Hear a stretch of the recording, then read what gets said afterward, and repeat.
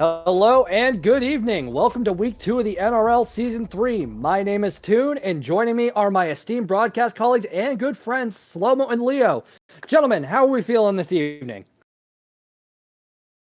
Dude, I am doing wonderful. I'm really excited for tonight's races. We've got a really pretty exciting combo in both the A and the B divisions. So we're going to see a lot of fun racing. Leo, how are you?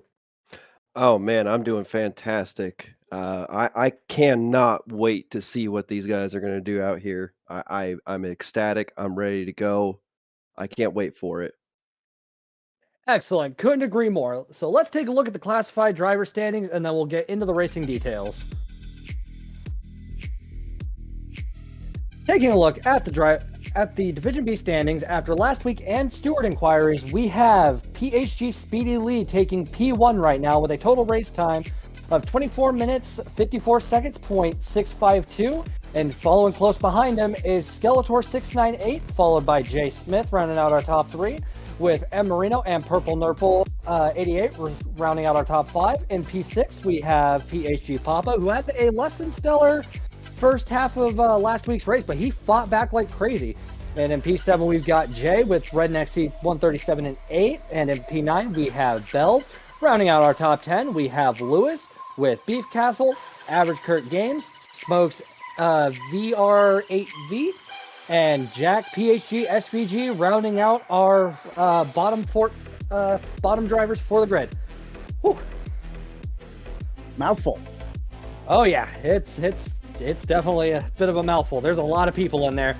Now, making our way over to the Division A standings from last week and post-steward inquiries, we have GSR La Cabra 809 with a total race time of 28 minutes, 54 seconds, .624. And in P2, we have the True Serum with VTX Blindman GT rounding out our top 3. And we have Gran Turismo, GSR Shaggy Doo, Talon, and Raider actually both tied for P6. And then in P8, we have Sugar Shuffles, P9 Corridor 71. And rounding out our top 10, we have Deputy Fishtail with Boogity Boogity in P11, Root in P12, Sweet Lucianus in P13, with Fernando Button in P14, Sparky in P15 after some unfortunate hardware malfunctions during last week's race. So let's hope that doesn't happen again. And we have VTX Chippy and MK tied for P16 with DNFs. You know, Toon, now might be a good time for us to mention that we've already got Super Chat donations coming in. So big shout out to Bandit, Chippy, J-Dog, Horn of Plenty, and also Joe Collins. Just over $50 from the group of folks. So big shout out to you guys. Thank you so much for your support. Absolutely. Could not agree more. Thank you all so much for your support. It means the world to all of us. Now let's go and take a look at what our Division A drivers will be doing here in Split 1.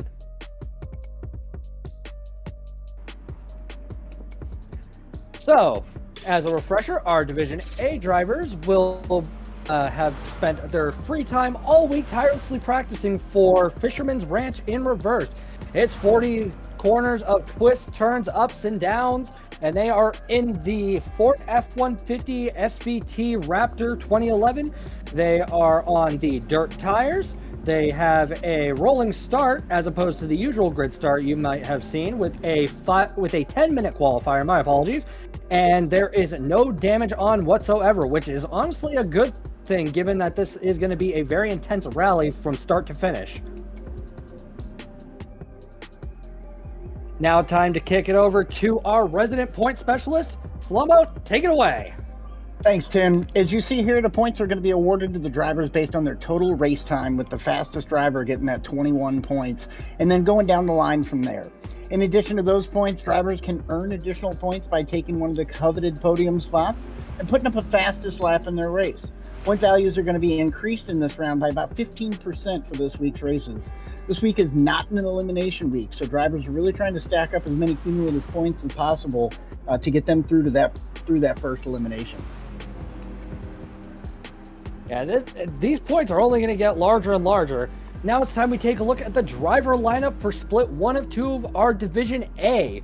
We have the True Serum, Gran Turismo, GSR Shaggy Doo, Talon, Corridor 71, Fernando Button, Sparky, MK, and VTX Chippy rounding out our starting lineup. Listed below their names, you can see their social media presences on YouTube or Twitch if that is applicable. And yeah, this is going to shape up for some very intense racing. I've seen plenty of lobbies, and I don't know. What do you guys expect to see in the upcoming race?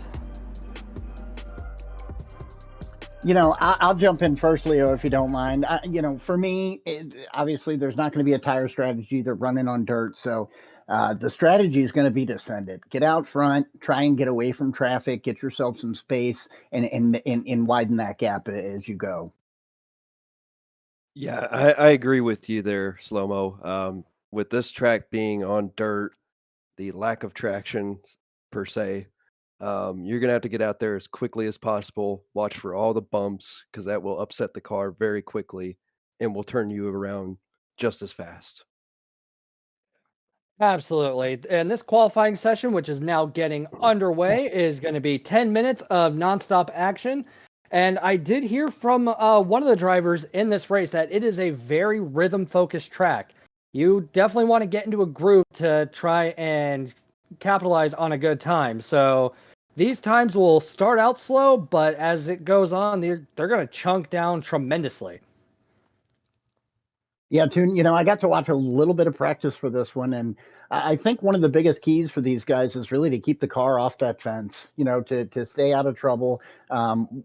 In addition to being able to keep that car pointed in the right direction, because boy, these bumps can really send this Raptor for a wild ride. So these guys got to, maintain control of their car as much as humanly possible through this, but also keep that speed up. So, that's what racing's all about.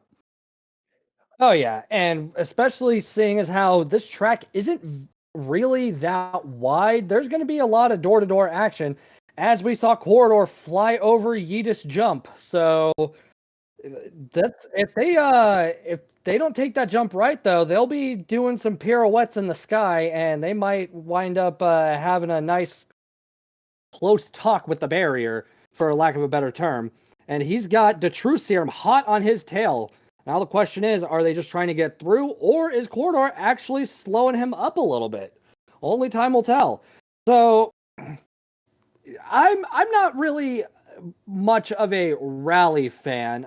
Leo, I know that you do know quite a bit about off-roading. Do you happen to have any sort of commonalities that you see when it comes to a rally race, as opposed to just a race on tarmac? A little bit actually. As I was growing up, me and my dad would always go to the dirt track that was nearby, Manzanita Speedway. It is now not there anymore. There's some very different things that you have to do to get around the dirt just to get the car to go. If you happen to turn the wheel way too sharp into the turn, it will kill all of your momentum and will not get you that exit speed out of there. All right, so corner entry and exit is definitely just as important as it is on the tarmac, but obviously, since it is a looser surface, we are going to be seeing like a larger discrepancy in your corner exit speeds and your entry speeds. Honestly, it seems like it's going to be a huge fight for just getting pacing and maintaining that pace. As we see Talon flying down the hill, moving on over to VTX Chippy, who's getting a little squirrely under braking. As you can see, VTX Chippy is part of Vertex Racing on a manual gearbox using a controller. You can find him on YouTube at ChippyNZ. Let's see. Oh, wow, he got quite a bit of a jump there. And he was sideways Lord. in the air. I don't know if you saw that. He was. Maskwala did warn me about that one spot. He said that was like his intended line, but after seeing some of the drivers just kind of point and shoot, he realized that's a more viable strategy. As we've got Talon crossing the line for his hot lap with a out lap of 3:20.133. Sorry, folks, brain's trying to catch up here. Coming around turn 3, I think. It's so twisty. It's hard to keep up at times. And we see he's gone for a more traditional pickup livery. It kind of gives that air of the late 80s, early 90s. Either way, it's not a bad livery at all. And you rarely see people using the pickups in this race. or just in this game in general. No, But I know Slow-Mo, you and Leo have knowledge of somebody who decides to hold truck races at the Nürburgring 24-hour here on GT7. Slow-Mo, can you tell me what that's like in comparison to this, seeing as how it's on tarmac and not on dirt? Well, first of all, those races are about as wild as you're going to get, and getting to drive the Raptor around Nürburgring is quite a bit of fun. But this is going to be a much different experience. That's one of the most wild groups I think I've ever got to race with. And just real quick, I want to say how cool that livery is. I grew up around Bigfoot, so I got to, as I drove to work, I'd drive by the Bigfoot display every morning, and that's a really cool toss up to those guys. So no, this is nothing like those lobbies were. If you've ever been in those, you should look it up. There's some wild events that go on there in those Raptor and Nürburgrings. What about you, Leo? Didn't you actually take part in some of the Nürburgring truck shenanigans? I have in the past. I'm trying to remember who ran them. I'm pretty sure. I I think it was think Freddie. it was Freddie. Okay, Yeah, I yeah. was going to say Yeah, Freddie. it was definitely Freddie. I have taken part in them, and it is a complete difference from going from the dirt to the tarmac. My opinion, it feels a little bit better on the dirt, but that's, of course, my background in what I used to do, so, but those races can get out of hand very quickly, um, and it's just a good time all the way around, but, um the difference between that and this is gonna be how these guys get around this track. They've gotta keep the, wheel speed up and not turn as sharp as I stated before. And also while they're sliding, you cannot turn very sharp in or that will also kill all of your momentum.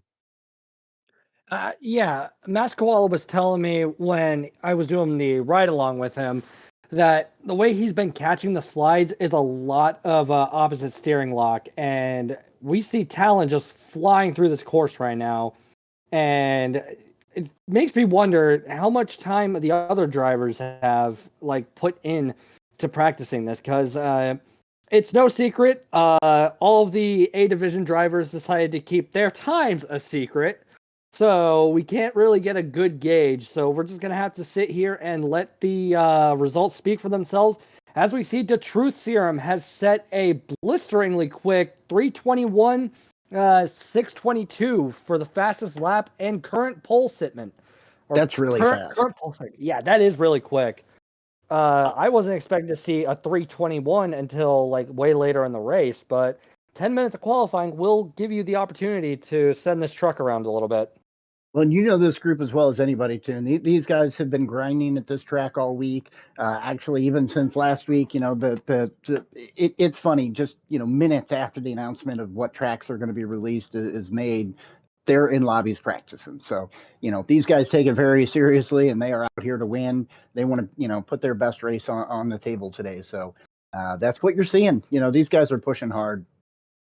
As we see, GSR Shaggy Doo is currently sitting in P2 for qualifying, and my lord, the True Serum got miles of air.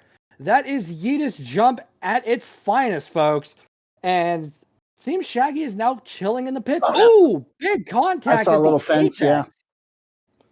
Ooh, that is not what they mean by kissing the apex, folks. But yeah, Shaggy's in the pits. Talon's currently sitting in P3 with Corridor in P4. Dan run 5. And moving our way down the field over to P9, let's take a look at how Fernando Button's faring. Current fastest lap is at 3:32.542 and is not doing too hot for this lap, but I think there should be just enough time to get another lap in.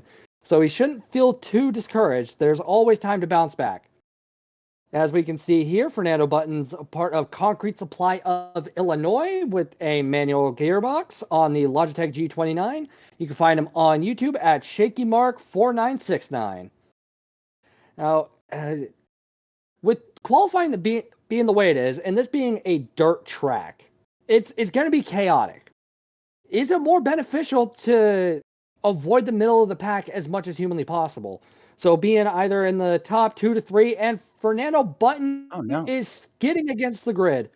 But is it more beneficial to be like in the top 3 and the bottom 3 to try and avoid that, middle of the pack traffic, kind of take a slower entry into it, let everybody fan out and then give it the beans?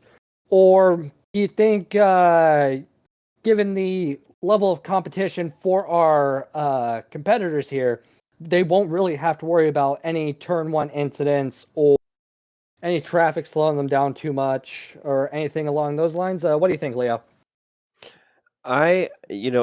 To me personally, it would come down to how comfortable the driver feels. If they feel comfortable on the track, then I'd say go for it. Send it all the way as hard and fast as possible.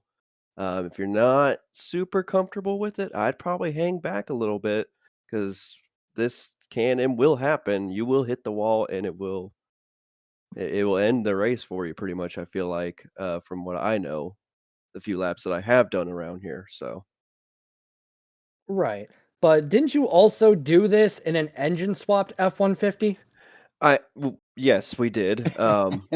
I just wanted to test it out and see if that was a viable thing, and I could not control that thing to save my life around here. I think I hit every single barrier that I could with it. Absolutely, yeah. I could not trust an engine swap vehicle on dirt. As we see, Sparky has come across for the checkered flag for this qualifying session. Sparky is a free agent on a manual gearbox with the Fanatec DD Pro. You can find him on YouTube at GT_Sparky. And it looks like Sparky's having a very good show. And, Gran Turismo had a bit of a incident. Yeah, let's take another look at that here. You can see him coming around the corner, and I don't know. It looks like it kind of hooked up funny, and then what do you think? Yeah, looks like it hooked up funny. Almost just sent himself sailing into the pits. Yeah, the few practice lobbies that I watched and the few times I've done it, if you get that last turn wrong, it will make you smack into the pit wall and or send you directly into the pits when you did not intend to. Oh, I don't know if you saw MK had kind of a shutter. Looked like it was trying to do the same thing to him. And again, these are really nice trucks. These are built for this, but it is going to put these drivers to the test. This is not an easy track to guide these things around.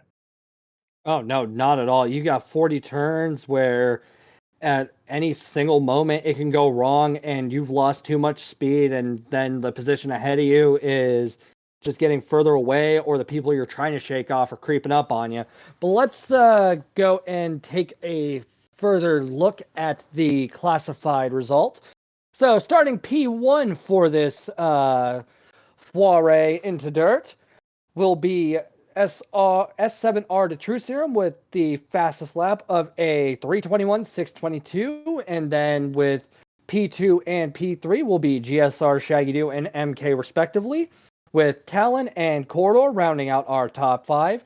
Moving on down to P6 will be Gran Turismo with VTX Chippy in P7, Sparky in P8, and then Fernando Button in P9. This is going to be close, since a lot of possible incidents are also going to be, racing incidents due to, being a loose surface and all that.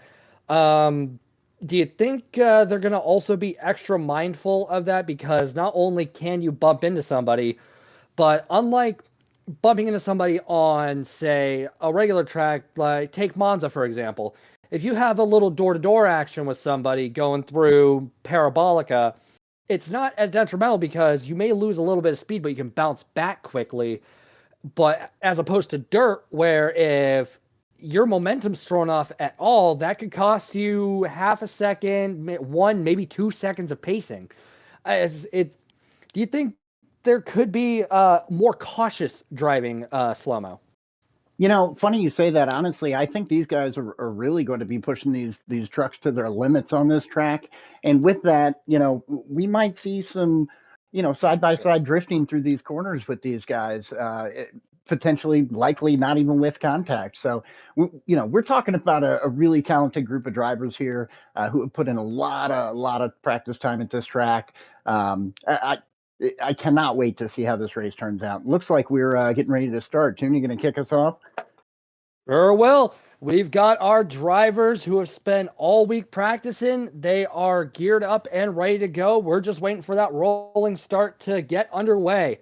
It's going to be very, very fast pace. 8 laps is going to probably fly right by, but something tells me all of these drivers are going to love every second of it with how much practice they've been putting in. We've got, as stated before, the True Serum leading us off, and they are underway.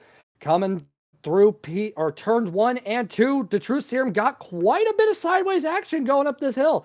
Let's see how he carries that momentum. Shifts down into second and just slides around. That was fantastic to see.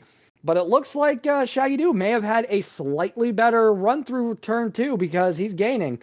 Oh, no, now he's actually getting away. Who would have thunk? As they're moving forward. Oh, go ahead, Slomo. I was just going to say the True Serum's pushing it hard. You can see that gap's going to bounce around a little bit as they go from turn to turn because, one guy might maintain an extra 5-6 miles an hour through the turn, the other guy doesn't. So watch closely with those gaps. You're going to see a lot of fluctuation through that with today's race. Oh, yeah. As we take a look at Gran Turismo, who's currently right behind Corridor, flying through this corner, keeping a nice angle. Gran Turismo is a free agent on the manual gearbox on a Fanatec DD Pro as well. And you can find him on YouTube flying through Yiddish Jump at Gran Turismo 33. Yeah, that's a risky. These jumps, I don't know. Oh, he got very squirrely. It looked like he turned himself left to give himself just a little bit wider of a line. And that was interesting as we see some 2x2 action here. Will Gran Turismo take P7 off of Chippy? Does not seem to be. Oh, yes. My apologies. He got him. Let's see if Gran Turismo can carry that up. Oh, Chippy. Wow, they are really neck and neck right now. First you're thinking, okay, he's got it. Then they don't got it as they come through the jump. Ooh, that looked like it got a little squirrely. But seems Chippy was able to grab P6 from him just in a slightly better fashion. And Chippy is throwing that tail end out while Gran Turismo is keeping it nice and tight. Never mind. And they're flying up. Will Gran Turismo be able to keep up with Chippy for these remaining laps? Only time will tell, and anything can happen. As we see, they have all caught up to Corridor and Talon. We may have a 4-way battle for P4 already. As we see further down, Fernando is currently 5 seconds behind, so he has a little bit of catch-up to do. But I think staying with this battle is going to be definitely the right idea as Talon goes sailing over the jump and is slowly starting to get away from Corridor. Now has a 1 second gap, turning into 1 1/4, and it is gaining even further. So Talon may have bought himself some breathing room and is currently, actually, I stand corrected. I thought he was catching up to Maskawala, but it seems like Maskawala, Shaggy Doo, and Detrusi are all going to be having their own little race up at the peloton. Yeah, they've gotten themselves a little bit of space up front there, and you're not seeing a whole lot of overtakes or anything going on up there just yet. But it seems like those guys are really trying to kind of position themselves and get away from those like you were talking about earlier, get away from that chaos that can go on in the pack. As the race gets longer, I think you're at a huge advantage to be out front and just get yourself space and go. So let's see how that plays out. It looks like it's working for Shaggy, Truth Serum, and MK right now. Oh, yeah, I agree. And I'm taking a look at Corridor's livery, and I thought it was a detailed pattern, but it's just NRL all over. My lord, that is one way to show your support, and I love it. That's sweet. Toon, that kind of looks like the spy car livery almost right now with the way they've got the pattern going on the vehicle. Yeah, the it was patterns. it's actually really clever too, because it doesn't look like at a distance it looks like, okay, it's just like your random black, red, and white checkered pattern, but when you get close to it, it's just intricately layered NRL logos, and that actually brings a smile to my face as we see Cord flying through trying to catch up to Talon at the moment. Looks like he was able to give himself a little bit of a gap to VTX Chippy, and now Chippy's catching up. Now we're going to move on up the grid over to MK, who's in a heated battle for P2 with GSR Shaggy Doo. It seems that Mass Qual is, oh my lord, they just fly further and further each time over Yeetus jump. Yeah, Shaggy hasn't flipped it, but he said he was gonna, didn't he?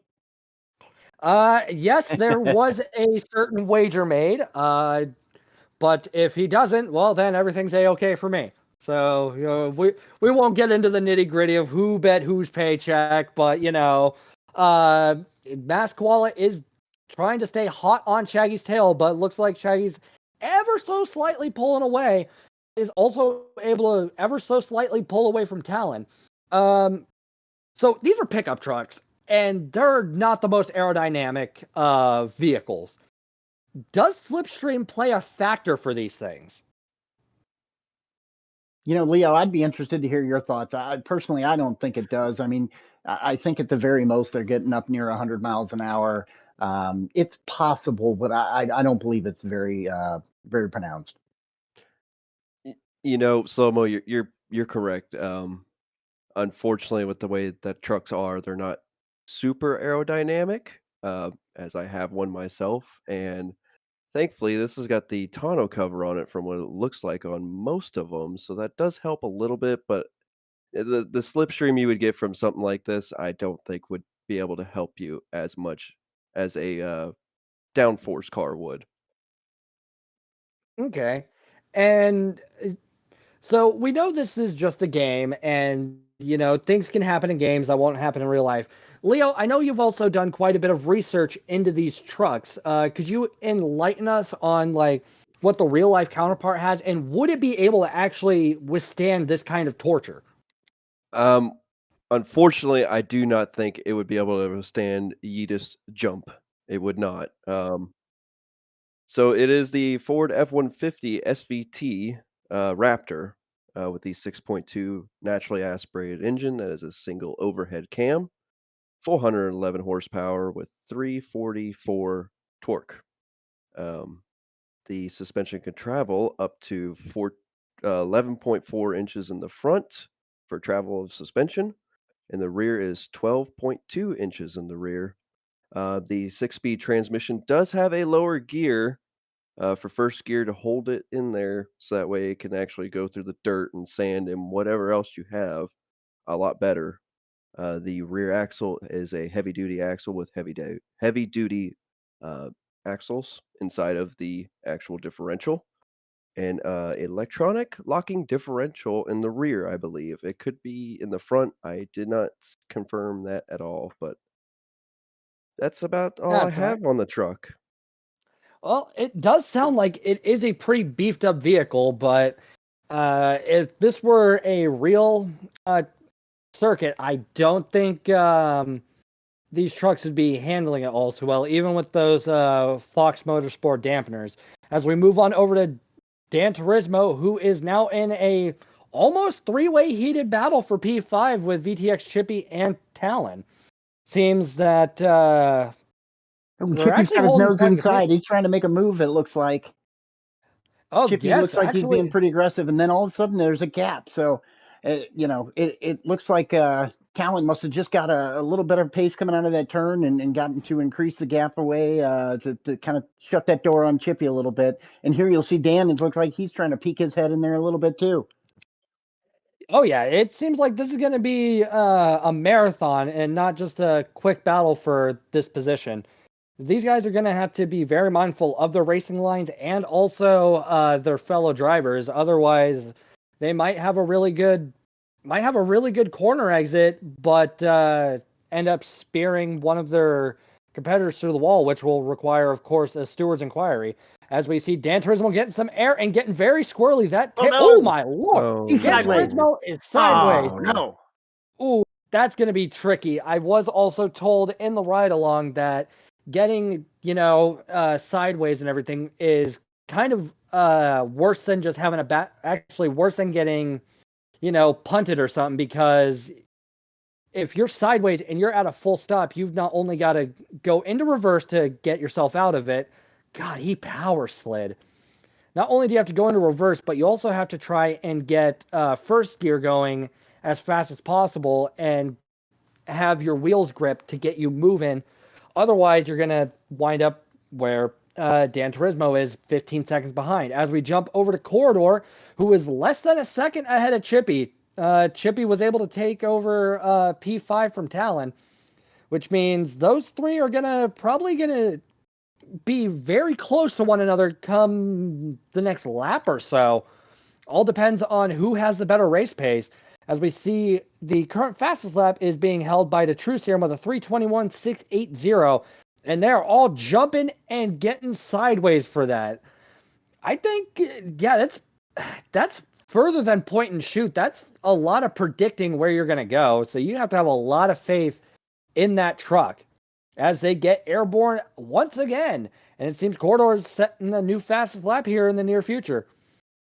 Getting a little squirrely just to make the turn. Okay, everything's in nice and neat fashion, but it seems Chippy's coming in like a wrecking ball. Oh boy, this is a lot of squirrely action, having to throw the back end of the truck out to make turns fast enough. Yeah. Oh my, ooh, you can't teach that. Around. No, that's something you got to practice too. You can't just jump in the truck and do that, you know. Oh no, you do pirouettes into the barrier. You'd hit somebody. That's what hard practice gets you, folks. And if we can look up front, it looks like we got a battle with Shaggy and MK going on there. They're right by each other right now.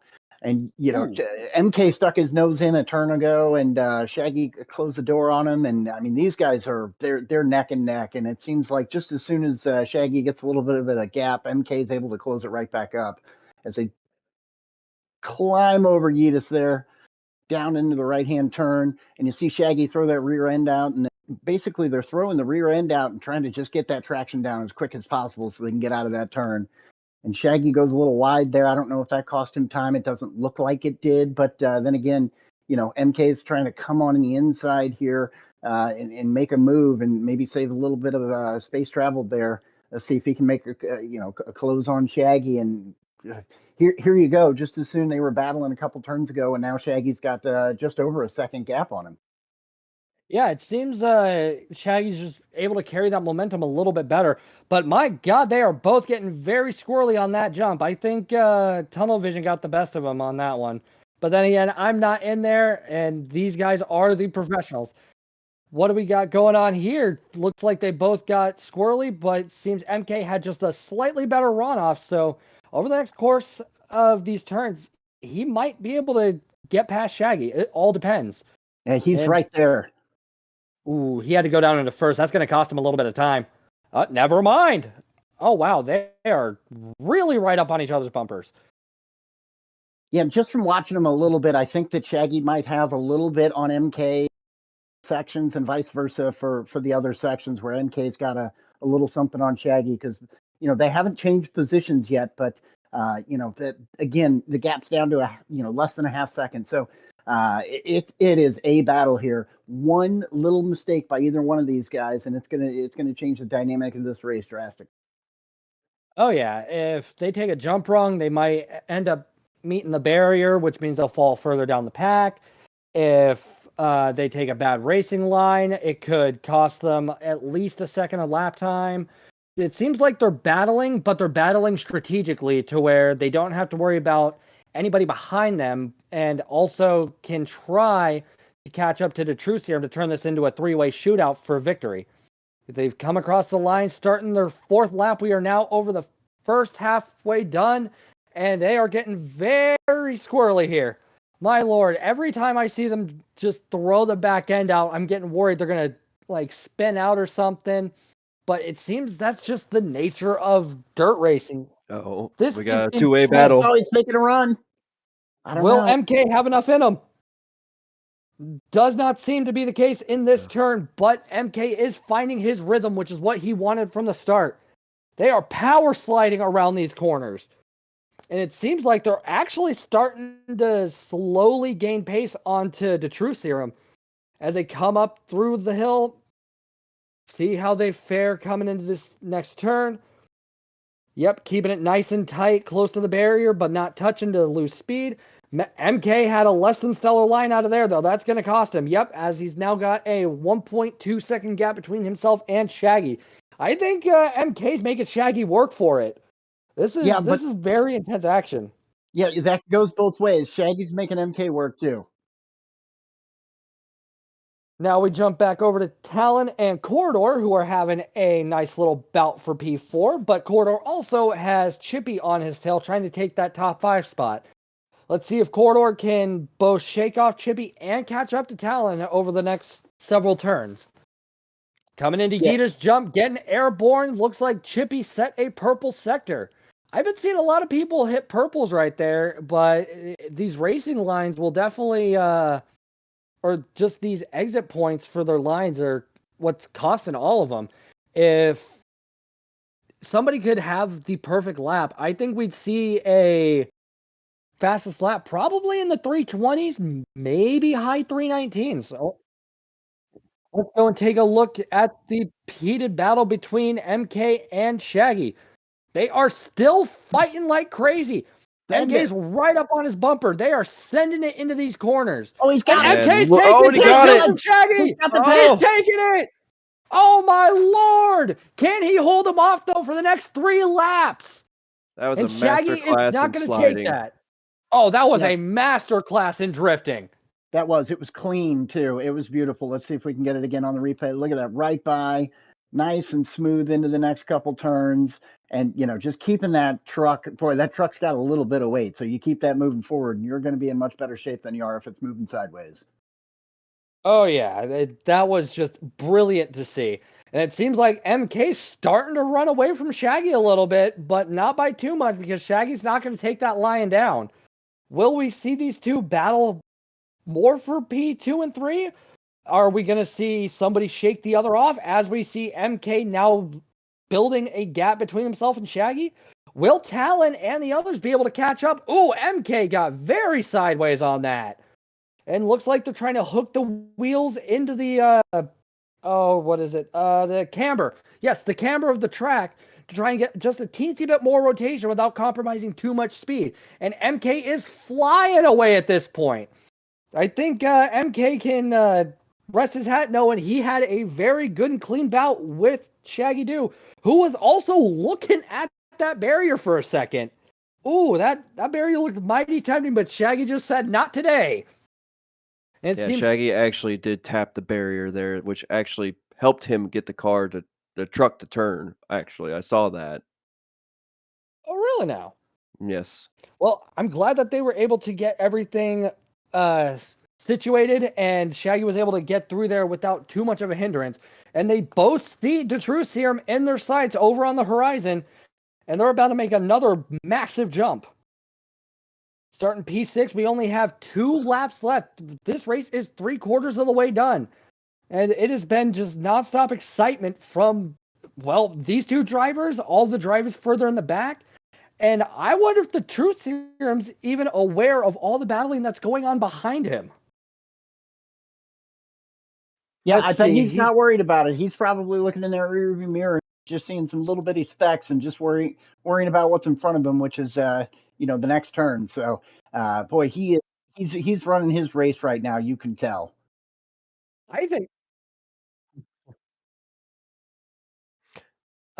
I'm getting word from production that the over the course of Shaggy and MK having their little head-to-head battle, he's actually lost a second of a lead on them. And judging by his current lap times, it seems his fastest lap, which is still the fastest lap, was achieved on lap 2, but laps 3 through 5 have all been in the 23s. So I think if I were to True Serum, I'd be a little concerned. Because it seems the pace isn't there, but he's setting another purple. Never mind. I'm just going to stop talking. Slow-mo. Announcer's curse. Yeah, just as soon as you say it, he goes purple, and he might be listening into the stream and trying to show you what's going on here. So he is not done. He knows he's got a couple laps to run still, and again, as you look back in the rearview mirror, if you're only seeing specks, sometimes I'm one of those people who I run better in second place. I like to chase somebody. You put me out in the lead, and I do tend to slow down. I get a little cautious. I don't know that that's what he's doing here, but yeah, he almost lost it there. So he's still pushing pretty hard. He's not slowing down that much. Looks like that gap's what, 4.5 seconds now. So either MK is really pushing more, or the truth Oh serum no, has let MK off is a little bit. pushing. Look at that gap. Oh Look yeah, at that look gap at between him and Shaggy. It is 3.5 seconds. He said, "Bye bye, Shaggy. I'll see you in the interview booth." My lord. Oh wait, now it's just 1.8 seconds. Shaggy's gonna be coming after him. But I think it is because MK tapped the wall. These guys are flying around this track. Leo, what have you been seeing on your end? I've been looking through. I've watched the True Serum make a few little mistakes, and I think that's how they've caught up to him that quickly with MK and Shaggy Doo. I've also noticed that Sparky is way, way in the back. I wonder what happened to him. He He might be was up. having a less than stellar race, but luckily for our Division A drivers, this is not an elimination race. So they can dust themselves off over a less than stellar performance and give it another shot next week. And the But I True Serum also just put up a 3:20 fastest lap. Look at that. He was hustling on that last lap. I promise you, he was listening to you, Tim. Oh, he must be. If that is the case, hi to True Serum. Hope you're doing well. The day's going good. Stop eavesdropping. As we take a look at Chippy, my apologies. We're taking a look at Sparky, who is currently 5 seconds and closing on Fernando. Seems like he's bounced back. Is currently a minute and a half behind our P1 sitter into True Serum, but that is a-okay. It doesn't matter how you start. All that matters is you give it your best when the checkered flag drops. And he is gaining on Fernando rapidly, might I add. Looks like Fernando is just hugging that barrier with the tail end. At least that's what it looked from the angle. I can't say with 100% certainty, but Sparky is definitely trying to make up some positions right now, and it is exuberating to see. Or Speaking of exhilarating, making my up apologies. positions, Shaggy has closed that gap down to about 2 seconds now. So he actually has just gone purple there through the first section. So Shaggy has not finished this race yet either. He's got MK in his sights and about to pull the trigger. Sparky just had a horrible tank slapper with the wall, and now has his hazards on. I also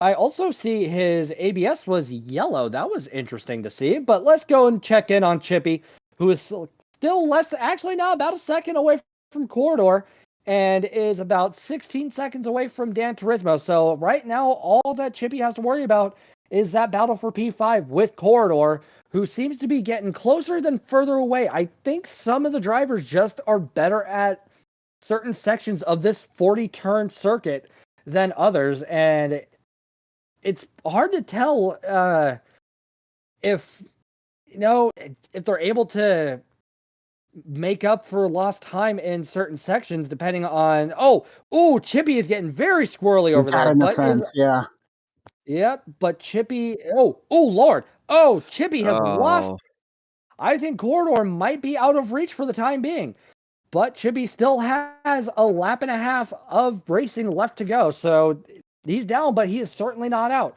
Speaking of down but not out, let's go take a look at how MK's doing with Shaggy hot on his tail. Looks like he has the gap to about 3.25 seconds and closing, but is also 9.2 seconds. Wow, Detrucium really sped off. My lord, MK is about 3.5 seconds away from Shaggy Doo, so I think MK might be able to breathe at least a light sigh of relief as he jumps sideways and just slides around that corner. If anybody's a fan of Initial D, my lord, this must be paradise for you to watch. They are just drifting this thing around this circuit. And seems that, oh, wow, MK is actually closing that gap a little quicker now and is almost a second off his fastest lap. So we might see MK setting a 21 here in a second. A very low 21, might I add. As he comes around, he throws his truck sideways, and it is still exuberant. Well, Coming and around. with exuberance, Truth just actually increased his fastest lap a little bit to a 3:20.176. So he has not given up. He started his last lap here, and man, he is trying to hit those 3:20s over and over here. And I think that will pretty much guarantee him that podium spot he's got his eyes on. Oh yeah, and it seems MK. Oh my lord, MK really increased that gap. Now he's 6 seconds ahead of Shaggy Doo. I think P2 is firmly in MK's grasp, barring any incident, which knock on wood doesn't happen. Only time will tell. Anything can happen in this race, folks, and anything can and will happen in this league. Yeah, you He said is it. just It's his dancing. position to lose. I don't Mm-hmm. think Shaggy's going to be able to close that gap just in one lap. You give him 2 or 3, it might be a different story. But and obviously we didn't see what happened to Shaggy that might have slowed him down. But MK and the True Serum are, man, they're putting up some stellar laps here. They really are. Leo, what are your thoughts on how our drivers have been faring this race? I'm thinking they're doing pretty good for the first dirt race I've ever, seen or in a league at least. Granted, this is my only league that I've ever been, but you don't see this track come up on the dailies as often.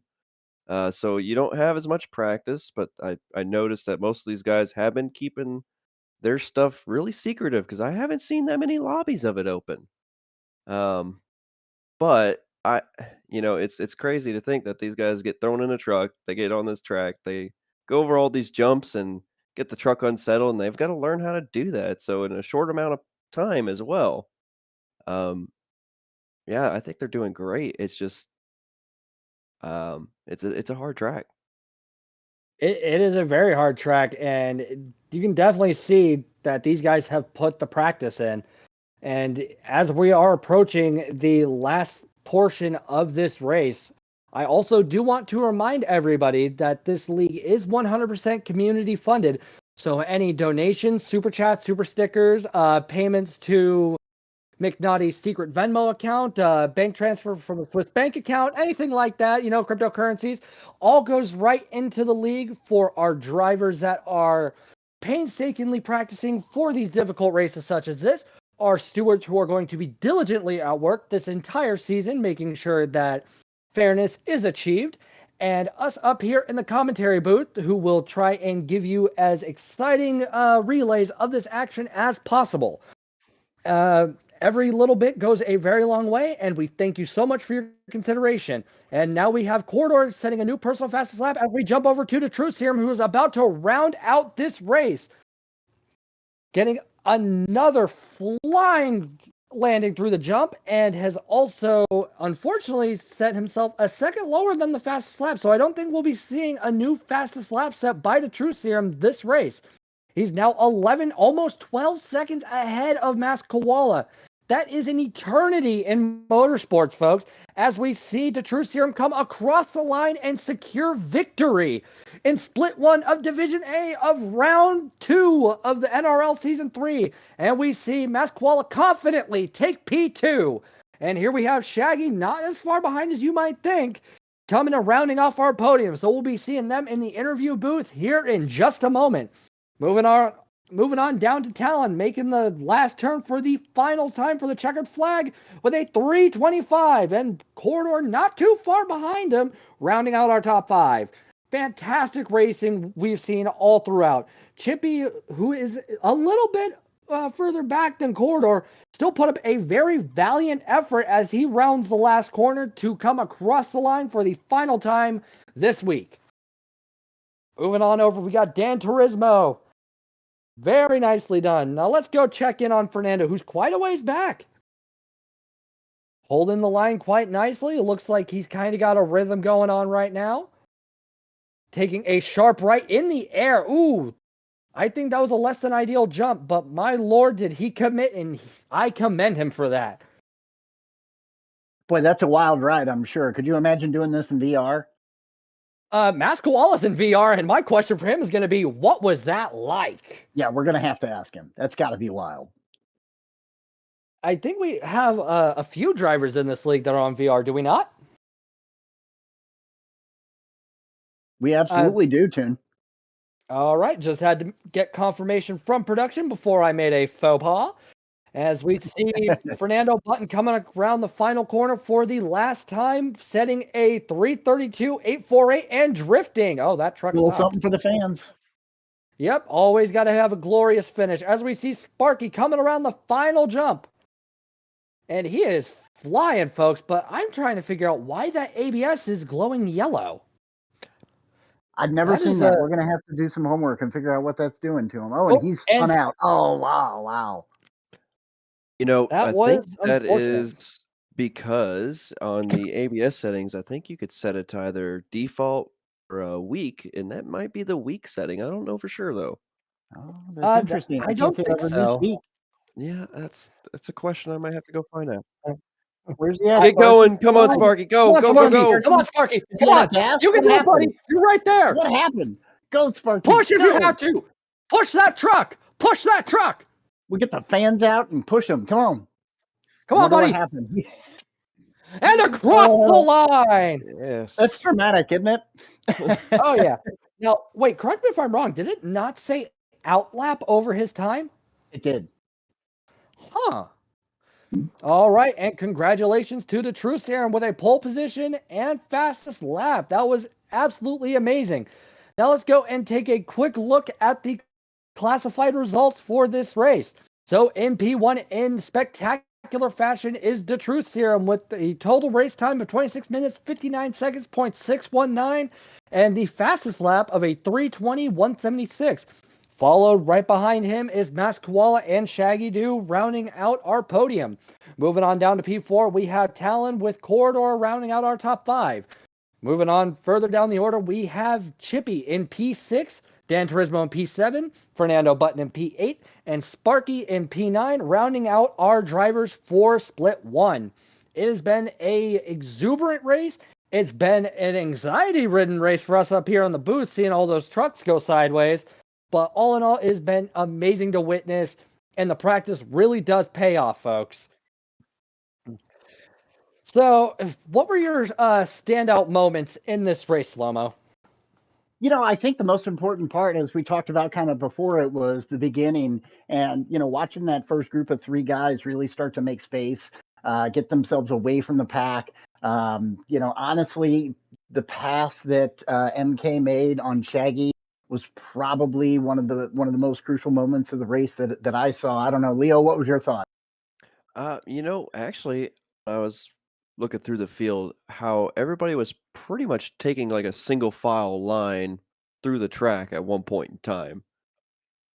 Um, that was probably the most interesting thing because I don't think I could do that. I would be all over the place. Just because I'm not familiar with racing on dirt in this game specifically, but that was the most interesting thing to me. And of course, the pass on Shaggy and the couple air times that costed people. Oh, right. But to your point of not being able to throw the truck around the dirt track, that's also a case of you and I would probably link up and say, "Hey, I have a really good stupid idea. Let's go get every tuning part and see what we can do." And it would just be carnage after carnage. So I I think having these stock was definitely the best course of action. Now it's time to move on over to our interviews, and we will start off with the victor of Split 1 for Division A, S7R to True Serum. How are you feeling, sir? Uh, good. Good. Glad to hear it. So we saw you had a massive gap over the rest of the field towards the end of the race. What were your main points of focus trying to navigate around 40 turns of slipping and sliding action? Um, I think I put in a lot of practice because I'm not that familiar with dirt in this game. So I enlisted some of my teammates who know about dirt, and then just learnt the track because the reverse layout was not familiar to me. But as I was racing, to answer your question, uh, I got out to a good start, and then Shaggy was kind of keeping up to me and maybe reeling me in a little bit, and all I did was focus on hitting my marks and also not making any big mistakes in the dangerous parts of the track. There's a few spots where you can really lose a lot of time if you make a major mistake. So I just tried to slow down at those spots and maintain the lead. And then I was fortunate because I had pull, so I didn't have to fight with anybody. So I just tried to be smart and not run into a fence or something. Right. It definitely worked in your favor, and it was an immaculate showing. Slow-mo, do you have any questions? Yeah, honestly, I mean, we just kind of watched you put on a master class as far as how to dominate a group of elite drivers here at this dirt track. So, as far as controlling that truck, and there's times where it may look to us that it's getting unstable, but maybe you guys have a little bit of a better understanding of kind of what that truck's doing. Was there any part of the track, as you mentioned prior, that there's some you got to be really careful for? Was there any part of the track where maybe you were a little shy to keep the pedal down, or maybe a little bit more cautious than others? Yeah, there's one spot, and the guys will know this who ran the races, where you're going downhill about 3/4 way through the track, and then there's this really sharp right at the bottom of the hill. If you don't get the line right, or if you get your truck like sideways and then you kind of get airborne, you can like totally end up in the in the fence or whatnot. So I was really careful to slow down there. I actually probably didn't nail that corner maybe at least half of the time. There's that spot, and then there's spots where you can bog down and lose a bunch of time if you when you're going up the hill. So it's really requires some precision.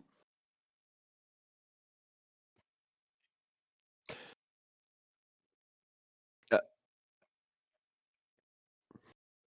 Leo, did you have any questions for the True Serum today? Actually, I did. What? So I'm trying to figure out. You were driving along and doing pretty good, might I add. And then you started surpassing your lap times. What happened there? Did you just start getting more comfortable with the track all of a sudden?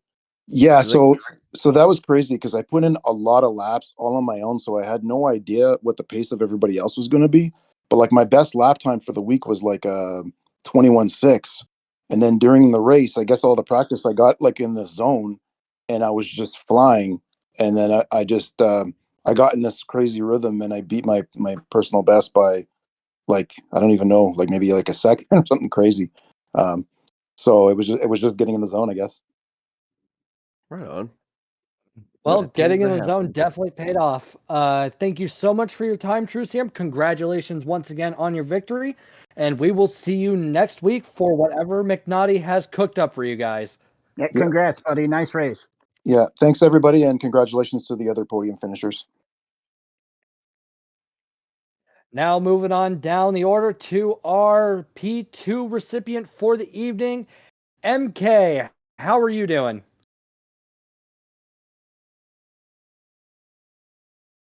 MK, you're muted. Hey, sorry, I had to figure out how to unmute. I'm doing great. My heart rate's almost down to a normal level. Man, that was a fun race. Congrats to Truth Serum, so fast. We had no chance. And Shaggy, what a race, man. That was a fun one. That was a fun one. Yeah. So, as it is known, you are on a VR headset. So, obviously, you're going to see things a whole lot differently than the other drivers.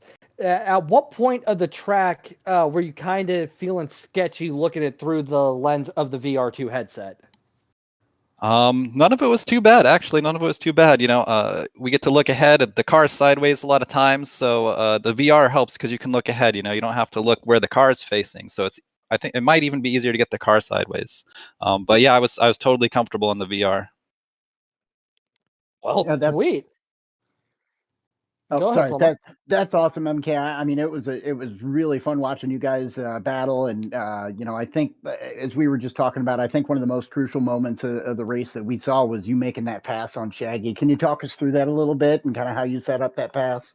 Yeah, man, I didn't know how I was gonna do it. Because those trucks are so big, it's hard to get around, and it seems like there's a lot of space on the track, but there's only the viable lines that you can make is actually pretty narrow, so it's hard to get around. And every time I got close for those first, I don't know when did I pass? Lap 6, 5 or 6 or something.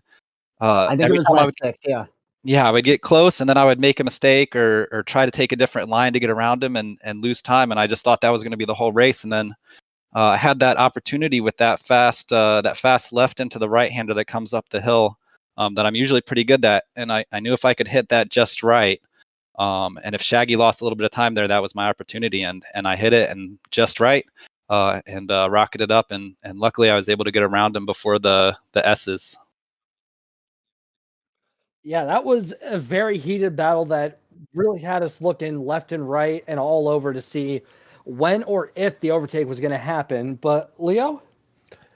Yeah, I guess the one question I have is, have you done much dirt racing before? Because it sure did look like it. A little bit, a little bit. I'm trying to do all the single player stuff, so I did all the circuit experiences on the dirt, and man, the first one was so hard learning how to drift the car.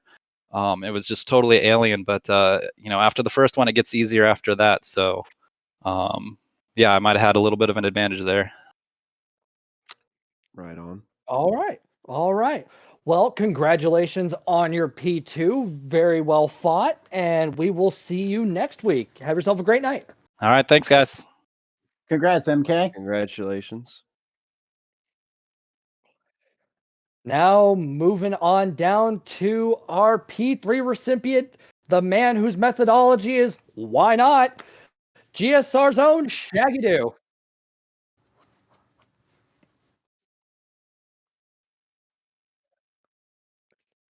You got me? Shaggy, you there, sir?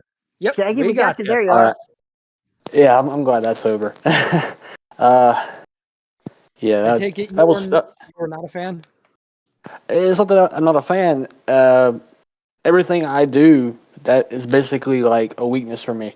See, I use automatic, and if you know how you drive rally and whatever, you need to be able to shift gears, whenever you want to, and I can't do that. So everything I do, I have to plan it out. I have to have my car in position to brake a certain way, and I'm running automatic, and there's no way to shift. So I had to learn and use the handbrake to downshift. I can't upshift, I can downshift. And that's about the only thing that saved me and kept me in it at all, really. I could hang with MK, but then I don't know, that was bad. Because about halfway through, I've had back problems. I injured my back yesterday, and it's just not working right now. That's why I was like, I'm glad it's over with because I don't have to do it again. I'm terribly sorry you injured your back. I hope you make a speedy recovery. Yeah, I'll be fine. I do this stuff often, it seems. And All right. but I couldn't hang with him after a while. I was trying to get comfortable and whatever, and it was hurting. So I just kind of I didn't want to hold him up because it's an overall time thing, and I'd feel bad if I was just being in his way. So I was like, I can bat him a little bit, let him go by, and then just kind of hang on, in there for the podium. Understandable. Well, Yeah. let's open it up to some questions from Slow-Mo and Leo. Slow-Mo, you first.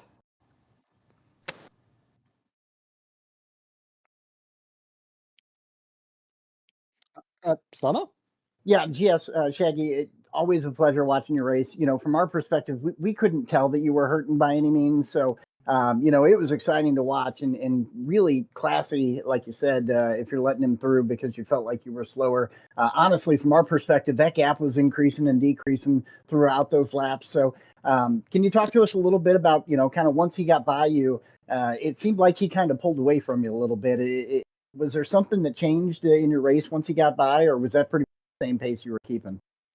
I would like to say it was the same pace, but it was worse because I'm trying to get comfortable in my chair, and it's not working at all. It's not working right now. And then I was like, I'm going to end up, I don't want to mess him up. I don't want to mess his race up. If I'm trying to adjust and get my truck the way I want it so I can drive the truck. And, I'm like, if he's going to get by, he's going to get by. I'm not going to be a threat after that. I'm just going to try to run my own race, finish it out. And see what I can do from there. Because I knew I had the pace on Pete Forward Talon.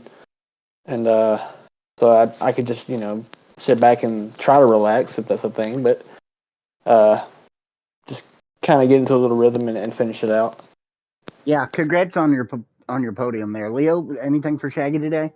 Yeah, actually. Man, I'm sorry to hear about your back issue. It's no fun. I know that for sure. Right. My question is, do you think using the e-brake would actually be preferred so that way it could lock up the rear tires and get you around the corner a little faster though?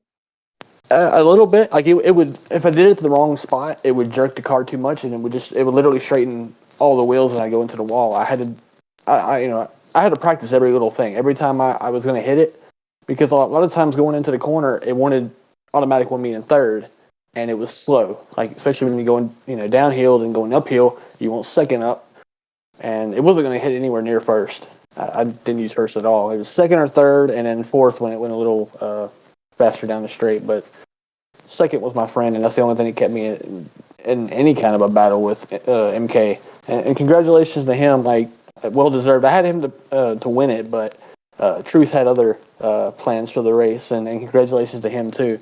He definitely showed out and showed his skill at this. Even if he says he didn't know much about it, he's got the skill for it. Well, congratulations again on P3.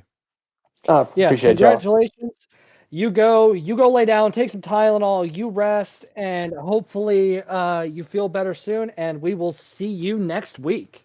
Oh yeah, appreciate y'all. And Yeah, nice job, Shaggy. Get some ice, buddy. all right, man. Thank y'all. All right, we are going to take a brief intermission to get all of these results cataloged for all of you. And when we come back, we will hopefully have that all nice and neat, and we will get into our Division B race for the evening. So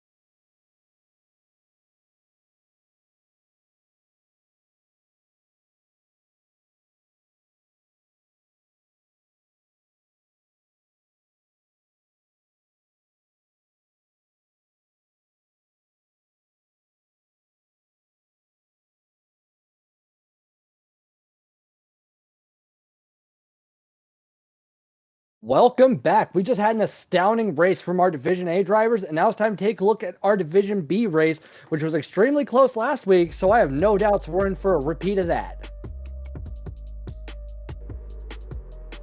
And we are moving on over from America to Austria as our drivers are at the illustrious Red Bull Ring. They'll be on here for 13 laps in the Honda 2 and 4 powered by RC213V.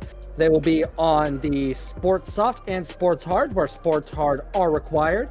There is going to be a 50 times tire wear rate and 6 times fuel rate. And they will also have a 5-minute qualifier, and they will be starting with a grid start on false start check. So they're going to want to have that traction control on. Let's jump back over to the point lineup. Slow-mo, can you please refresh us on how this works? Yeah, absolutely. And, you know, as you can see here on the screen, we've got the fastest total overall race time is going to get the 21 points there. Second fastest 20, third, and so on down the line there. The points have been raised here for the second round. So in addition to those points, they can also get points for hitting those podium spots. So if they get one of those coveted podium spots, 5 points for first, 3 points for the runner-up, 1 point for third, and then the individual with the fastest lap also has an additional point added. So keep in mind, those are cumulative points that these guys are trying to collect to get themselves through the eliminations. Thank you, Slow-mo. And I should also throw out, since there's only one split for Division B, that those times or those points are only relevant to this evening's Friday Division B race. So, moving on to the driver lineup, our lineup for this race will be as follows. We have PHG Speedy Lee, Skeletor 698, Jay Smith, and Marino, Purple Nurple 88, PHG Papa, also known as Papa's House of Games. We have Jay, Redneck C137, we have Bells, Lewis, Beef Castle, YouTube Average Kurt Games, Smokes VR6V, and Jack PHG SVG 15, rounding out our starting lineup. This is going to be a very close race. Yeah, there's a lot of skilled drivers here in this race. Yes, this is the B division, but these guys are very good amongst themselves as well. So, you know, the pace here is fast. I did a couple practice laps myself. I think I saw you guys doing some as well. You know, these guys are putting up really quick lap times here at Red Bull in these cars. I mean, I wouldn't say we were putting in practice laps. I was fighting for survival on those sports. And since this weather is randomized and it is Red Bull Ring, we might have some drivers that have the unfortunate fate of driving around this in the pouring rain. Only time will tell. As we get qualifying underway, they are leaving the pits in a nice orderly fashion. They're all making the wise decision to start on softs. That way they can get a really good lap time under their belts. And since these are very lightweight cars, I should throw out this 50 tire wear rate is actually quite reasonable, and in some instances, not even enough. These sports tires take ages to wear down as we follow Skeletor, who is going to be coming on up right now. Ooh, You know, there's a too, nice while little we're- Honda-like car.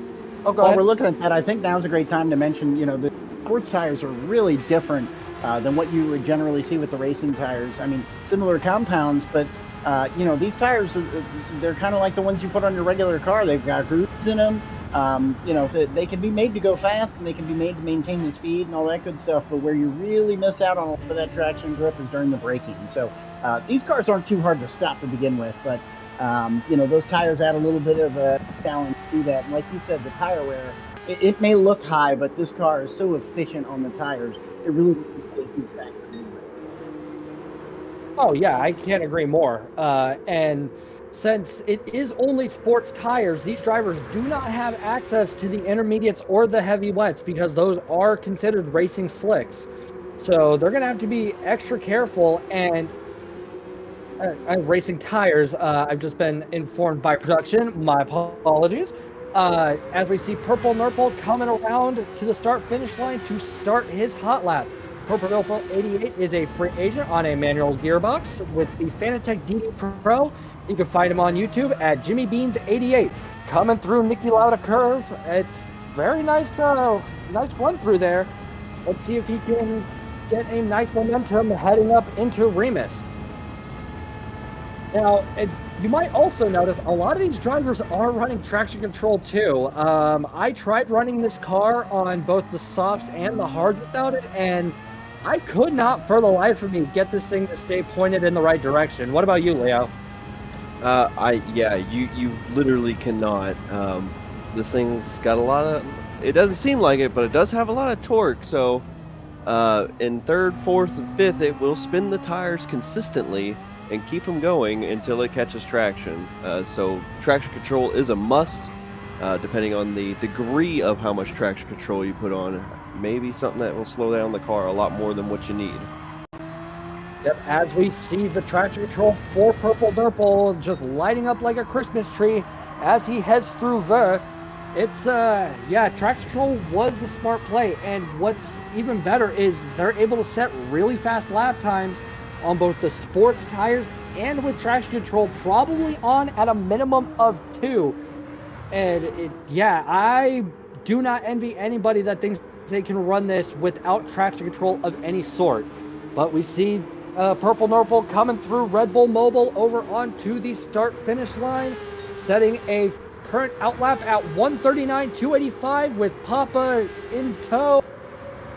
And we have Jay setting a 139.733. PHG Papa is the man behind Papa's House of Game. He is on a manual gearbox with a Logitech G29 wheel, and you can find him on YouTube at Papa's House of Game. He has a very large community, and a lot of his community members are in this league. It's starting to think some deals got made to have a show of force. As we see Papa coming in through here. Oh, sorry, Leo. No, you're good. You also have one in the broadcasting booth with you. We've been invaded, folks. Well, they're everywhere. As we see Papa come down into Schlossgold, holding a nice line. The assists lighten up, but those assists are there to help you. That's why they are assists. Papa's got a very good pace. Let's see if he can hold off Speedy Lee in the qualifying times and maybe even take pole off of Purple Nurple's hands.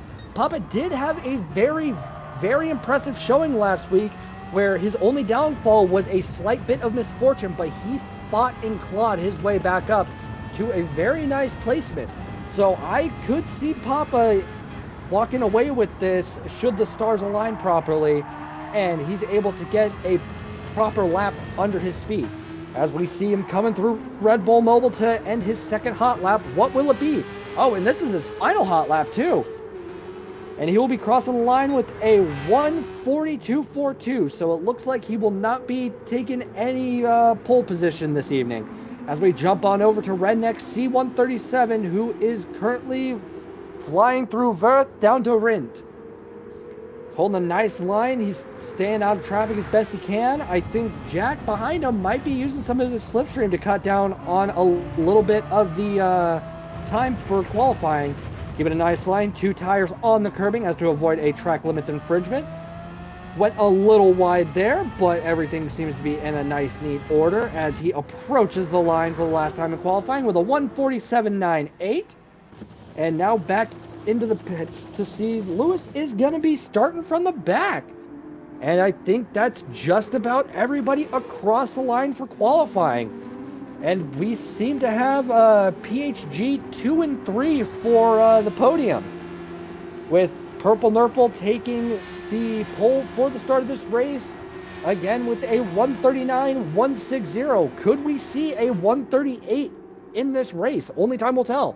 But I do hope that these drivers are also mindful that they will have to run the hards, because if they don't, that's a 1-minute penalty after the race, and nobody wants that. Yeah, speaking of that, Leo, you've been a driver in the NRL and you know how highly competitive. What kind of tire strategy are you going to use coming into this where, you've got to use that hard compound, but those softs are so much more tacky? So my thinking would be either A, depending on where you start at. So, right, if you start in the top half of the field, I would start on the softs, go all the way to lap 12, throw the hards on, get some fuel if you haven't fuel saved, which is something we haven't talked about yet. The fuel might come into a factor as well. If I was down the list a little bit more, I'd probably would start on the hards, turn in lap 1, go the rest on softs. Absolutely. Now moving on over to the classified results for our qualifying. We will have Purple Nurple starting in pole with PHG Papa and PHG Speedy Lee rounding out our podium for the starting grid. And then we have J in P4 and J Smith rounding out our top 5. Beef Castle in P6, Skeletor in P7, Redneck C137 in P8. And looking at these times, they are all very close. And we have Smokes VR6V, I will get that down eventually, in P9, with Bells rounding out our top 10. And we have Jack PHG SVG in P11. And we have Lewis in the pit, or Lewis in P12, rounding out our starting grid. I should also remind everybody that this is a grid start with false start checks, so they're going to have to practice some pedal discipline lest they ruin their own start to the race. But yeah, I've seen a lot of practice for this race, Leo. You have too. I don't know if Slow-Mo has seen a lot, so let's try and get him up to speed on what we've seen thus far. Oh yeah, sure. I mean, I've been in with these guys for multiple practice rounds, multiple. One, I'm a Honda guy, so I like being in a Honda. I actually don't really particularly like this one, unfortunately. Just a personal preference. Um, I'm not a fan of how it stops or turns, so but I did end up liking it eventually. But it did take me a while. But there's a few guys that kind of stick out to me that are going to be really quick around here. You got Purple Nurple, Papa, Jay. Um, Quite a few of them other guys are going to be very quick around here. Oh, yeah. Yeah. But, oh, go ahead, Slow-Mo, I'm sorry. I was just going to say, to that point, Papa and Speedy Lee were so close on our qualifying lap. I mean, you can tell these guys have been running together, and it's going to be a good race here. So, without a doubt, it's just they also do have to be mindful of the fuel, lest they want extra pit time and maybe compromising a very good position towards the end of this.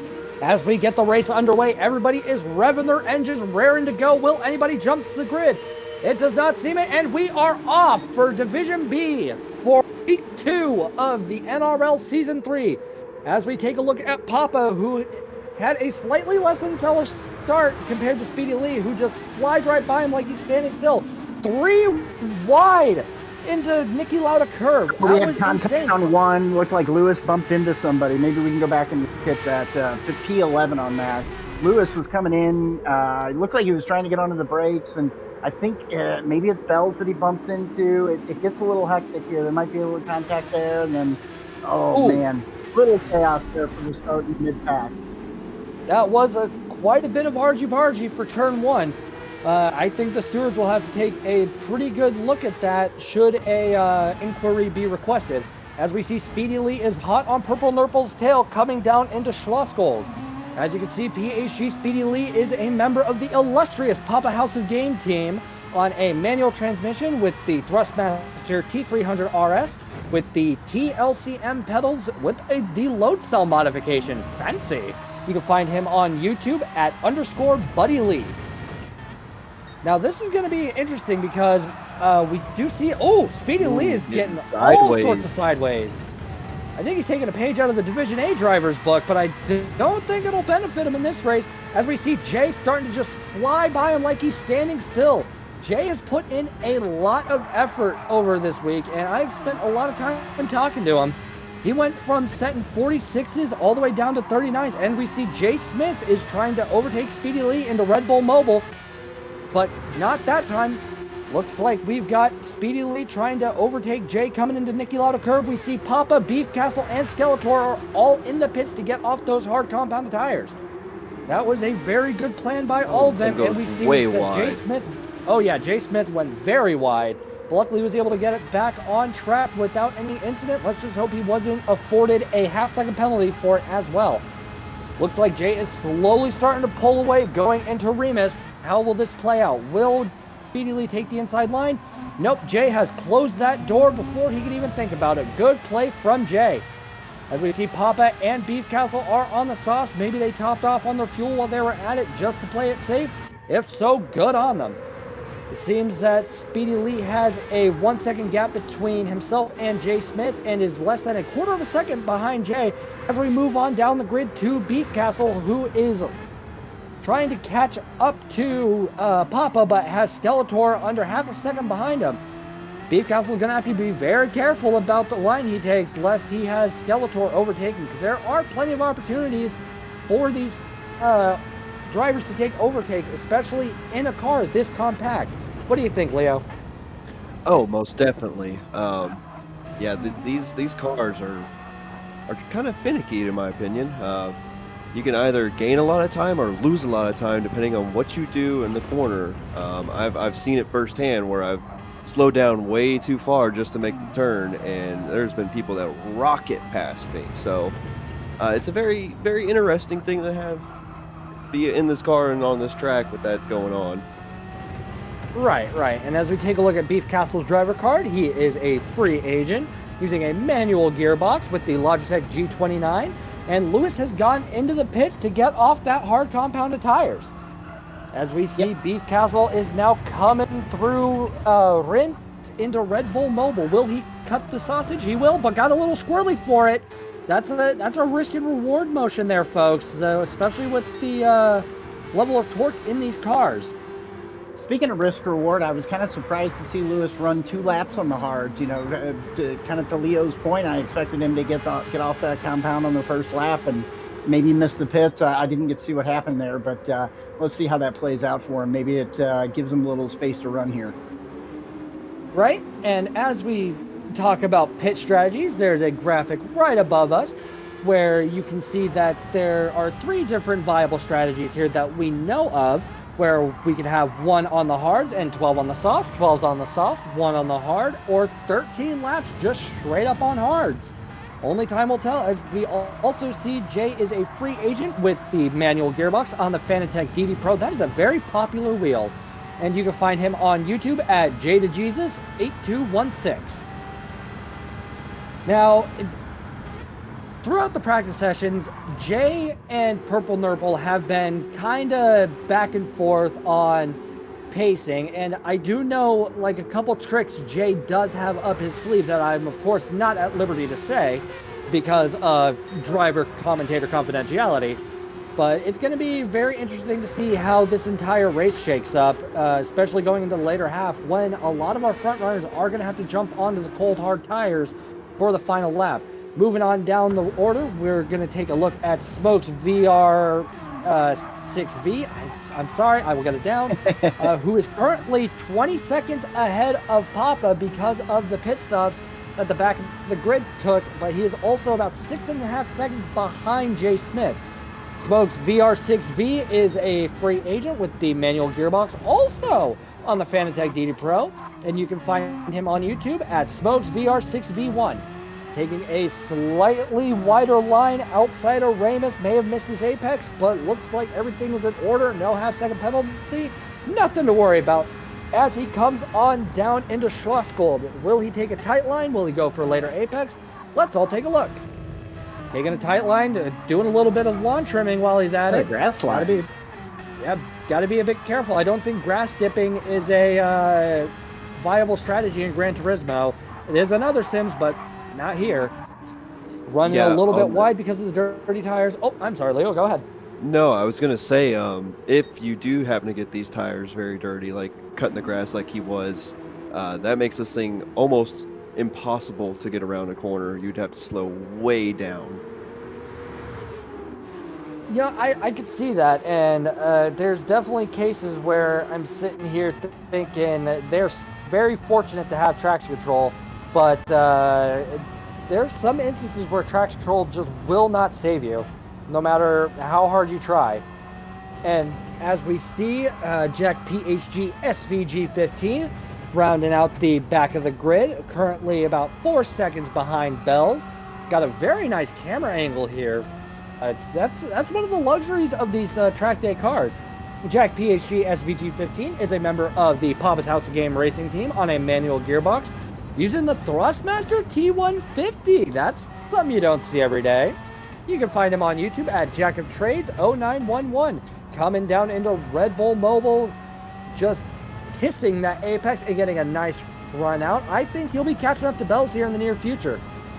It all depends, but judging by that delta, maybe he's going to need a good run out of Nicky Lauda Curve and possibly Remus as well.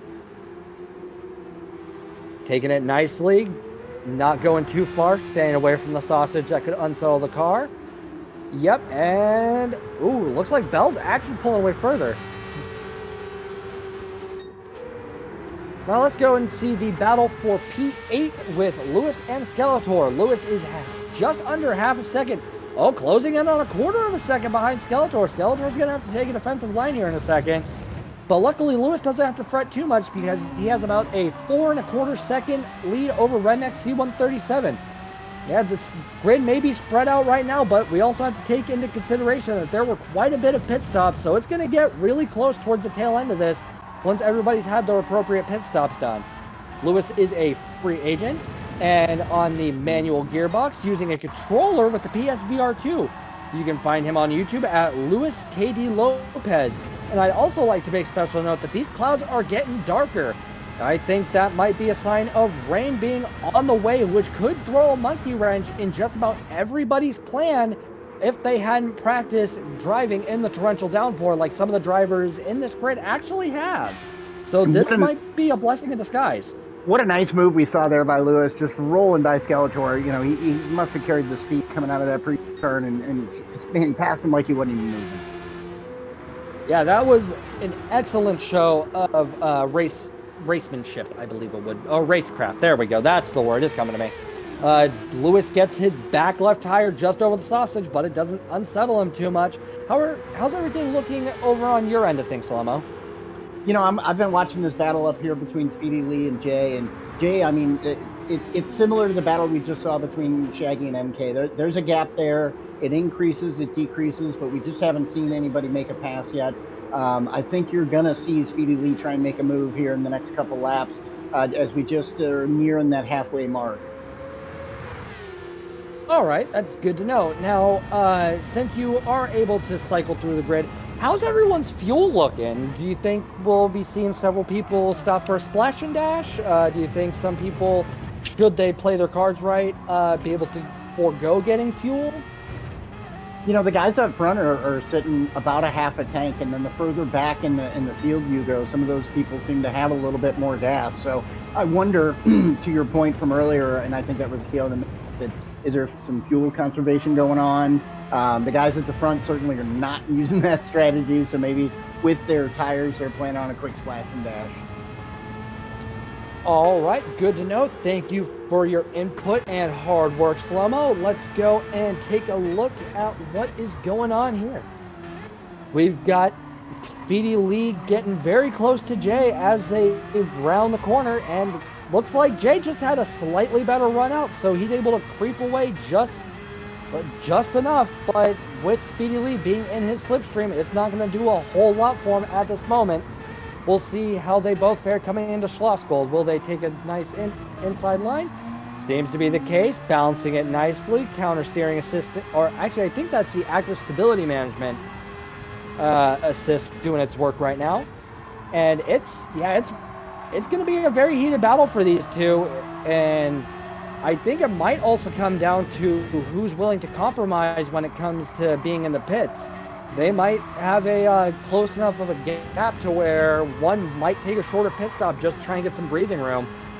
But then again, Ps 1, 2, and 3, I know for certain, all will have to drop down into the hard compounded tires within the next 5 laps, lest they get tunnel vision and completely forget about it. But that gap to Purple Nurple is getting quite larger. I think he is sending it right now.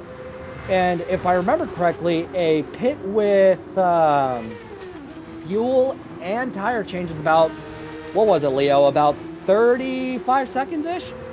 Yeah, you're correct. About 35 seconds or so, depending on how much fuel you put in the car.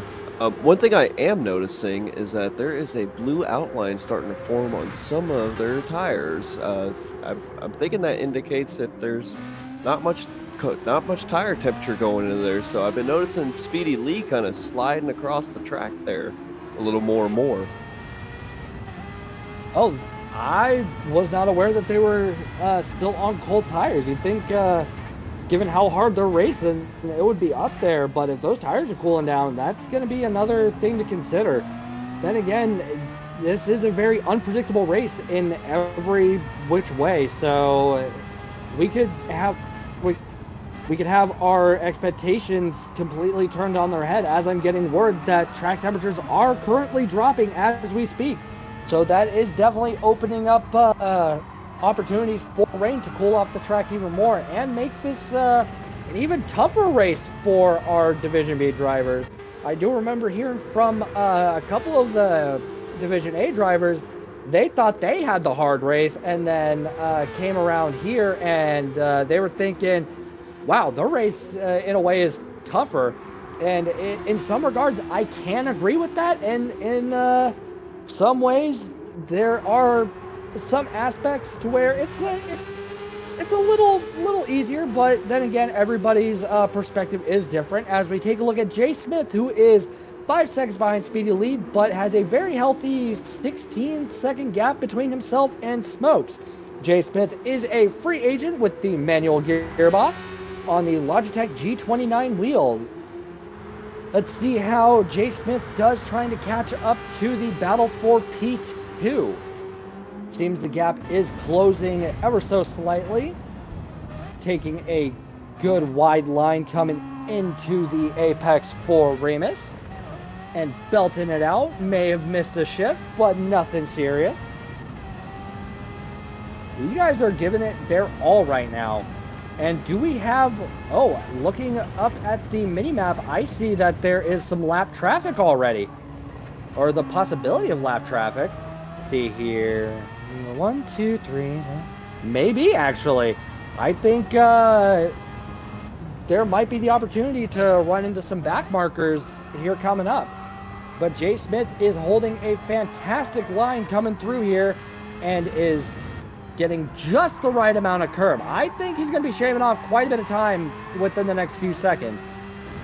Now, as we see the clouds start to lighten up, I think the worry for rain may be dissipating. Yeah, the sky is now becoming blue, so I think everybody's anxieties about racing in the wet might be dissipating, at least for the moment, as we see Jay Smith taking a good line through Red Bull Mobile over into the start-finish straight, coming across the line with a current lap time of a 1:41.507. The current fastest lap is still being held by Purple Nurple with a 1:39.5858.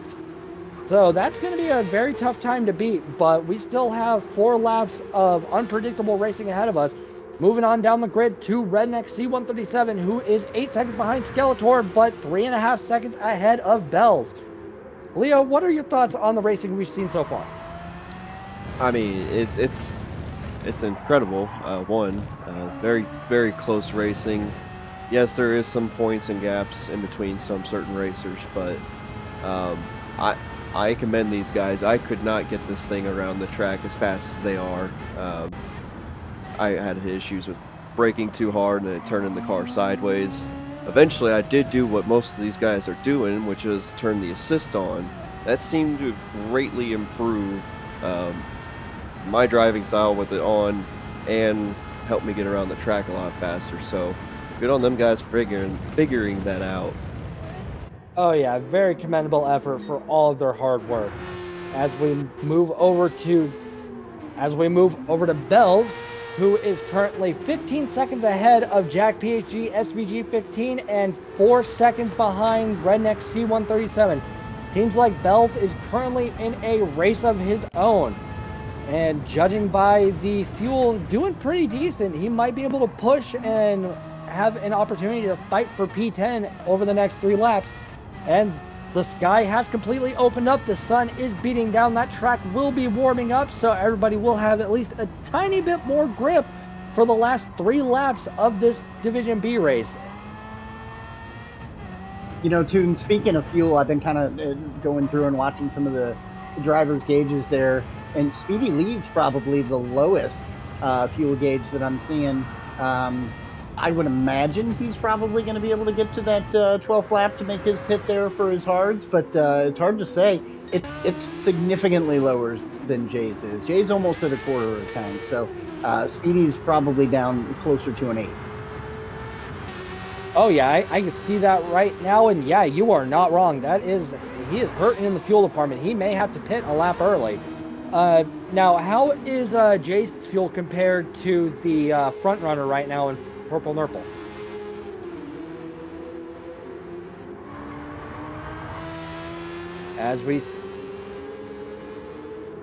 Looks like Purple Nurple is at about an 1/8 of a tank as well, so Jay does have the fuel on Purple Nurple.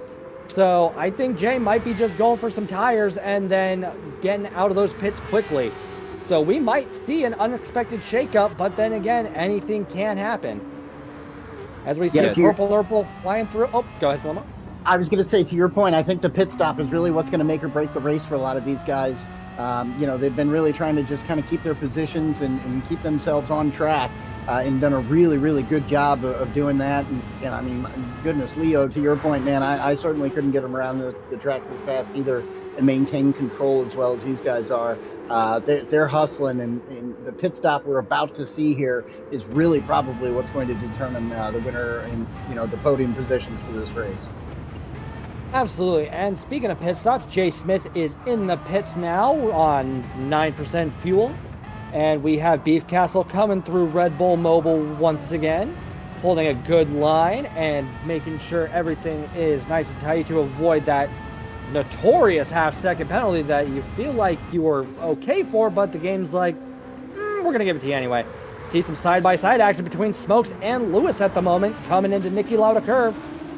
Looks like they decided to go through it single file nice and neatly, and Lewis is able to just peel away. Will Smokes be able to capitalize on the slipstream to make sure Lewis isn't too far out of reach? He's revving the nuts out of that car to make sure he gets every available RPM. Coming into the braking zone for Ramus, and it's looking...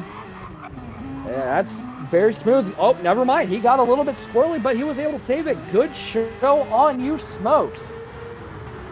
Coming down into Schlossgold, there's quite a train of cars coming through here, but it seems everybody's at a safe enough pace to where they can use their usual brake markers and avoid any unnecessary calamity. Moving our way up the grid to P5, we're taking a look at Jay Smith, who is 10 seconds behind Papa at the moment. And Papa's probably going to have the opportunity to take P1 from Speedy Lee, Jay, and Purple Nurple, who were in a dead heat. I did not see that coming. Jay Smith is about half second ahead of Beef Castle as we jump to Papa, who is coming around Red Bull Mobile while the boys are in the pits. Will he be able to show that he has some tricks up his sleeve, coming across the line with a 149.11? Purple Nurple is out of the pits on the hards, as is Jay. Will he be able to take a podium off of him? Oh, he's past Jay, who's still in the pits.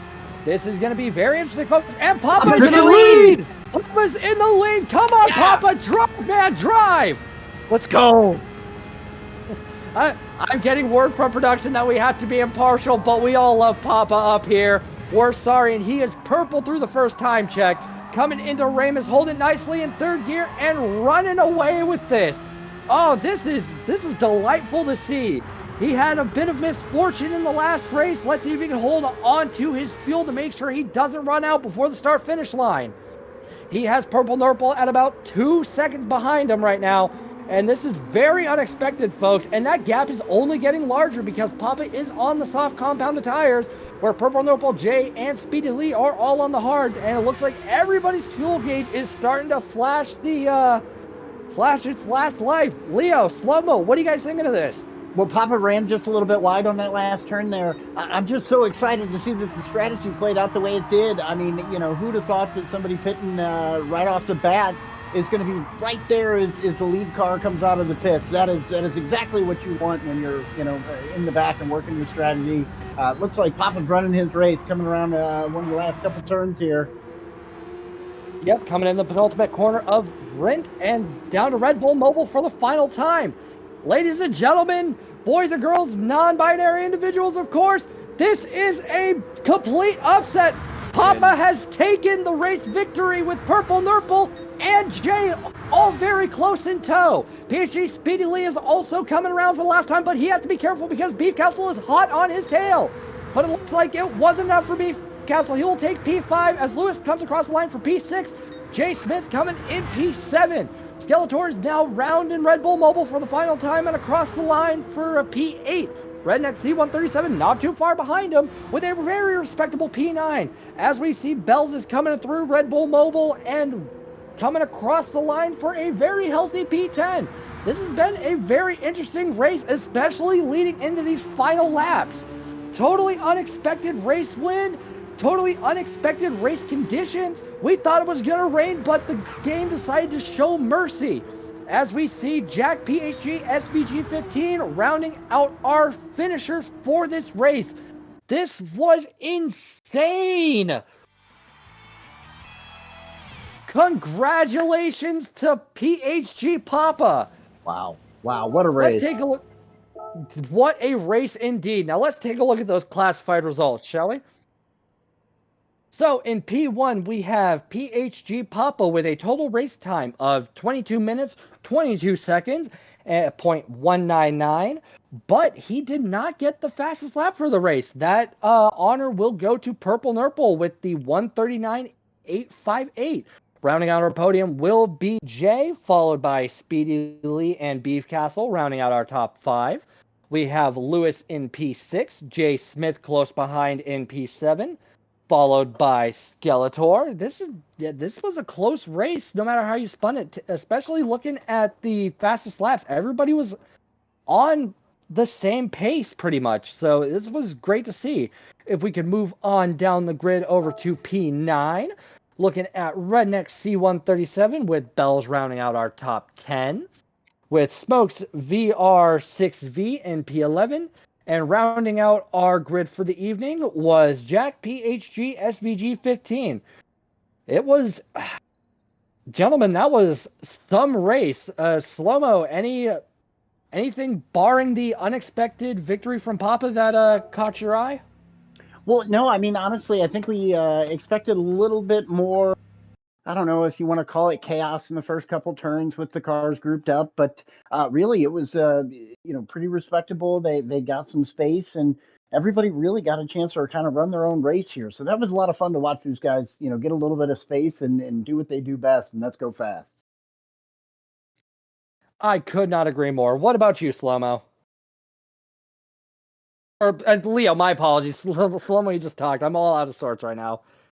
I'm so speechless. I can't tell what's going on. I was not expecting to see that at all. That Papa would come out of nowhere after pitting lap one, correct? Yeah, he pit lap 1. Okay. I would have, me personally, I would have thought doing that the last lap would have been better, but obviously, the old man's got some tricks up his sleeve.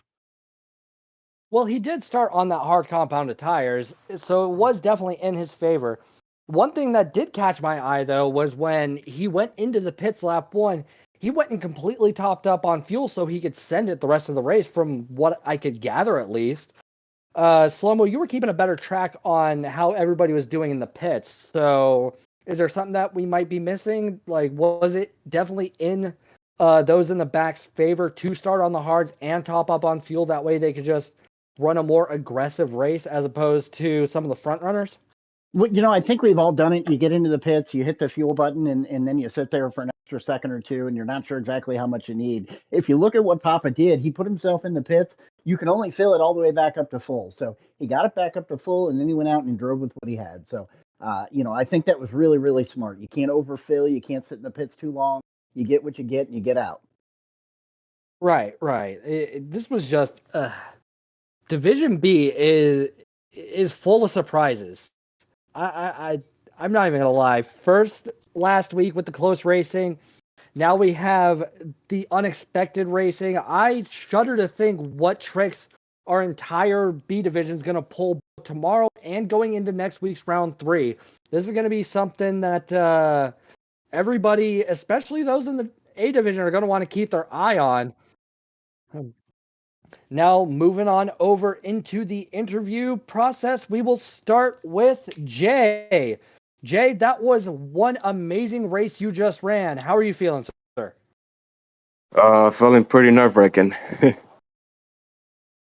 So it looked like it was going to rain for a second, and then the game decided to show some mercy. What were your thoughts when you saw the clouds darken, but then the sun started poking through? Well, I automatically said if it rains, there goes my top 5. But so I'm just glad it didn't. Right. Leo, do you have any questions? Well, first off, amazing job, Jay. Amazing. Thank you. You and I have definitely done quite a few laps around here. Were you pretty confident in your strategy there with how you were going to everything? I was pretty confident with my strategy until I saw Speedy Lee right on me. So he was putting a lot of pressure on me. So I felt I was feeling nervous. So I'm like, you know what? Let me just calm down, not look at the rearview mirror, and just started focusing and just kind of went on from there. My first strategy was to fuel save, but I've noticed how much of a slowdown that was compared to Purple Nurple. So I figured I had to sacrifice a little bit of gas, give it more power so I can keep up at least. All right. Slow-mo, how about you? Yeah, Jay, we were watching you guys, and that was a really good battle. I noticed that you started on soft, obviously being up front. Did you feel that was the only way for you to start that race on soft compound? Actually, it really was. I never once considered using starting off on hearts unless I was starting from the bottom of the grid. So I was really shocked when I saw Papa just fly by past us. So congrats to Papa. Yeah, that was going to be my follow-up question. In your practice, as you're coming out of the pits there on that last lap, did you have any experience with people being right there? Oh, I mean, absolutely. Once I saw Papa fly by, I was just mesmerized. I actually did not have any experience on that turn right there, like the way it turned out. That was really unexpected. I really thought Purple Nurple was gonna take the win, and I was gonna go for second. But Papa surprised us all. Good job, Papa. Well, great job by you, Jay. Thank you. Thanks. Thank you.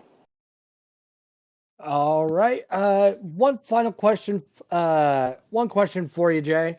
So you put in a ton of practice. You said yourself that if it rained, there goes your top 5. How much time did you spend trying to at least get some sort of strategy down in case of rain, as opposed to just running in perfectly dry conditions? Honestly, none whatsoever. I was just looking at the weather map and I guesstimated that it was not going to rain since it was starting off on CO1.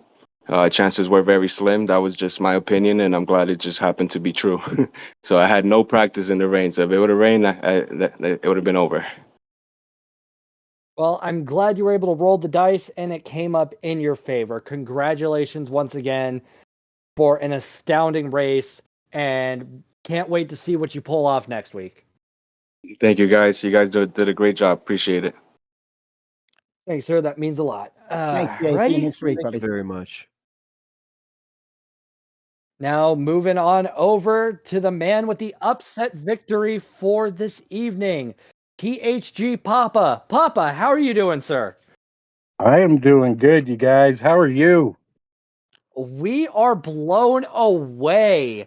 So am Oh I. my god. Yep. All right. I'll have to come in last. Leo, Slow-mo, you guys, I got to collect my thoughts here. Leo, why don't you go first? I gotta collect my thoughts. I am blown away, Papa. That was an amazing overtake there at the very end. I know you've been, and your very first win. I can't. I don't even know what to ask you. Just how are you feeling? Yeah, you I am did get your amped. first win.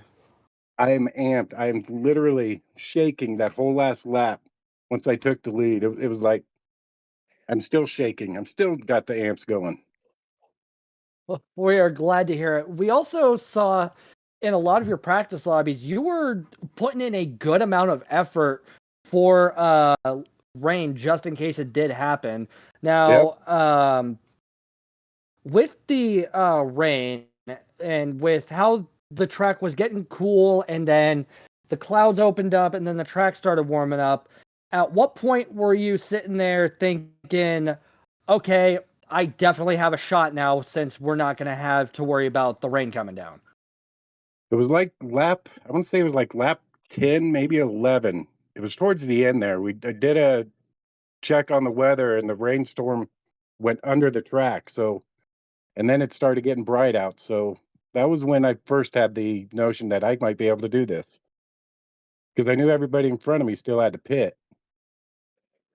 Yeah, you had a very bold strategy just completely topping off that tank. But Slow-mo, onto you. Well, yeah, no, Papa, that's one thing we were talking about, and I'm a little curious to your input. I mean, I was speculating that if you go in on that first lap, you can't get caught in pits by taking more fuel than you need. You're just going to fill it up and go. Did that have anything to do with your strategy starting off on the hard compound? Absolutely. I wanted to start on the hards because if the rain came, I wanted to be on the softs. I felt that I was better on the soft tires over the hard tires if the rain came.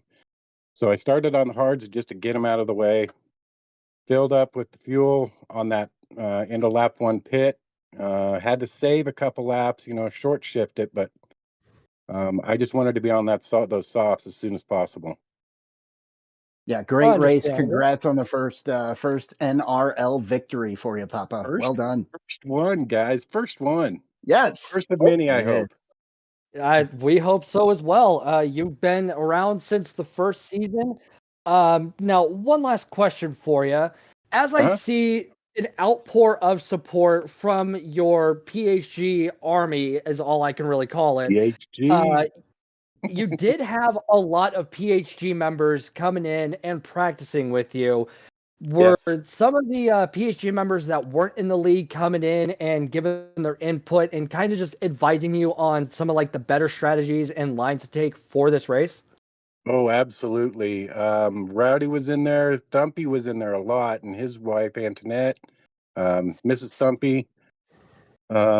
Yeah, there was definitely a lot. Did a lot of practice with Jack and Jay and Lewis, and it was a good week of practice. It was pretty fun. Well, that is great to hear. Thank you so much for your time. Congratulations for your victory once again, and we will get out of your hair so you can go celebrate. Thank you, guys. Good job on the stream too, by the way. All the staff. Good stuff. We all Hey, thank greatly you, Papa. appreciate that. Thank you, Thank you, sir. Papa. All right, talk to you later. All right, congrats. Go get a Mountain Dew. Yeah, do Oh, the you Oh, yeah. know it. Alrighty, everybody. We are going to take a quick intermission to get the results all tabulated for you. And when we come back, we will get our second split for Division A and our final race underway. So please stay tuned.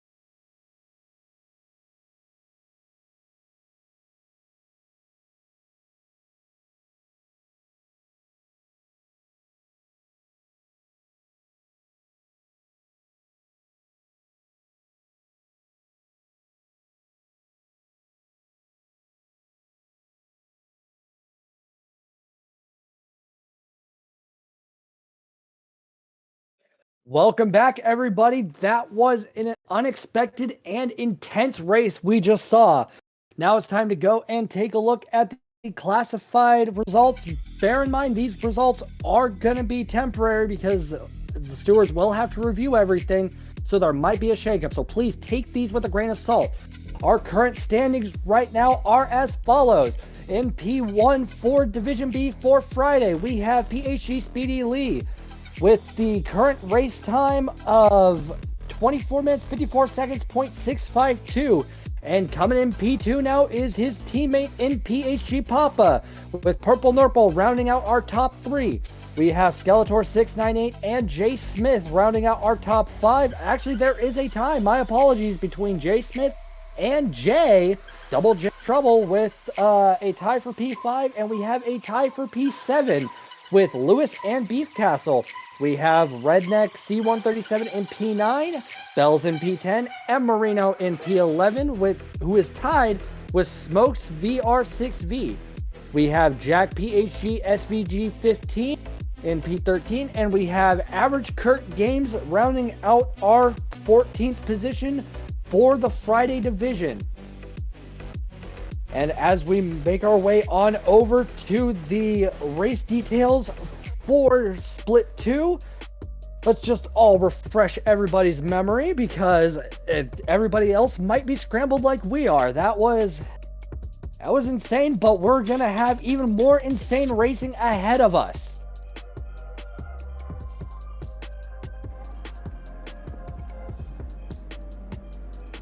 Once again, we move back over to America, I think the New Mexico region, and we are at Fisherman's Ranch Reverse for 8 laps in the Ford F-150 SVT Raptor 11 on the dirt tires, with a 10-minute qualifying session, with no tire or fuel consumption, no damage, and a rolling start. We saw a lot of battling for positions in Split 1 of this as the broadcast started. Do you guys think we'll have some repeats of that? Do you think some people will have learned from Split 1 and used it in their repertoire? Only time will tell. Slow-mo, one last time for the split points, if you please. My pleasure. Thank you, Toon. Again, we've got our points here on the screen that are drivers, and this is going to be based on their total race time. The fastest driver is getting the 21 points. It goes down the line from there. In addition, those drivers can earn additional points by taking one of the coveted podium spots and putting up a fastest lap in their race. They increased point values by 15% for this week, so the points are a little bit higher than you saw in last week. The week is not an elimination round, so these drivers are trying to stack up their cumulative points to get them through that first elimination. Yep, and if memory serves me right, that first elimination will be coming next week, so every little bit helps. Now, let's take a look at the driver lineup for our second split of Division A. We have GSR La Cabra 809, VTX Blindman GT, followed by Raider, Sugar Shuffles, Deputy Fishtail, Boogity Boogity, Root, and Sweet Lou Sanus, rounding out our starting grid for this second split. This is going to be a very intense race. I've seen a live stream of Sugar Shuffles doing practice with his Division A cohorts, and it's gonna be something interesting to see for sure. As you can see listed under their names, there are their YouTube apps or Twitch channels, should they have them. And yeah, I think they're gonna have a lot going into this, because they did see Split 1. And Split 1 was close, and it might actually set the pace for what we see in the second split, gentlemen. Slow-mo, do you see any repeats of what we saw in Split 1, or do you think this is going to be completely brand new, everything we thought dropped on its head? You know, it's funny, because I think one thing, and we generally get the... I'm going to go ahead and ask to the last race, and that we're going to have the cars spaced out a little bit. But then again, you know, what we're hoping for is for them to be on top of each other and a lot of good racing. Of course, as we take a look at Root in this qualifying session, Root is a free agent on a manual gearbox using a controller. You can find him on YouTube at Root131. He is just crawling up the hill at the moment, less than stellar line. Luckily, there is plenty of time to bounce back for this. And it is only his outlap, so this definitely is not indicative of what we will see in the rest of qualifying and the race when it starts. Leo, are you expecting any shakeups in the standings here? Do you think we'll see some heated battles for positioning over the course of this race? You know, I'm thinking Deputy Fishtail may have something in his name that tells us that he may be pretty good on dirt, you know, getting that fishtail going. But I'm also seeing quite a few other drivers that are doing pretty well of keeping this truck on the track and keeping a lot of speed going through these corners. So I'm not sure. And to answer your question earlier of what I think is going to happen, I have no idea at this point in time. It's a crazy thing to see because I could say one thing and they're going to do the complete opposite, like Slow-Mo was saying. Yep, that's why I always say anything can happen. As we look at Deputy Fishtail, he is a free agent using the manual gearbox, starting his hot lap on the Thrustmaster T300 RS. You can find him on YouTube at Deputy_Fishtail. That all expectations should be taken with a large pinch of salt because this is a race where anything can happen, anything will happen, and well, we'll be left second guessing why did we think the latter would happen. As we see Deputy Fishtail taking a nice tight line, hitting those brakes, and swinging that car around. I think Deputy Fishtail's out here to set a very impressive time. And I think it is up to everybody else following to either make his time look adorable or do their best to follow as we see Deputy Fishtail come through Yeetish jump, get an insane hang time. That nose was pointed almost all the way at the ground and carrying that momentum wonderfully around this dirt.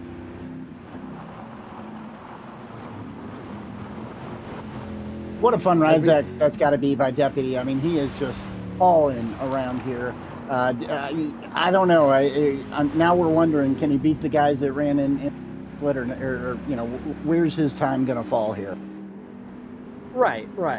And I did also something Shaggy said stuck in my memory, where the drivers on the manual transmission are going to have a slight advantage. My lord, he is flying. Where they can downshift and upshift where they need to get better rotation on their car, as opposed to those that are on the automatic gearbox. And they might have to do some clever tricks, like playing with the emergency brake, just to try and get some extra rotation or prevent themselves from understeering off due to the automatic transmission keeping them in a gear that's less favorable.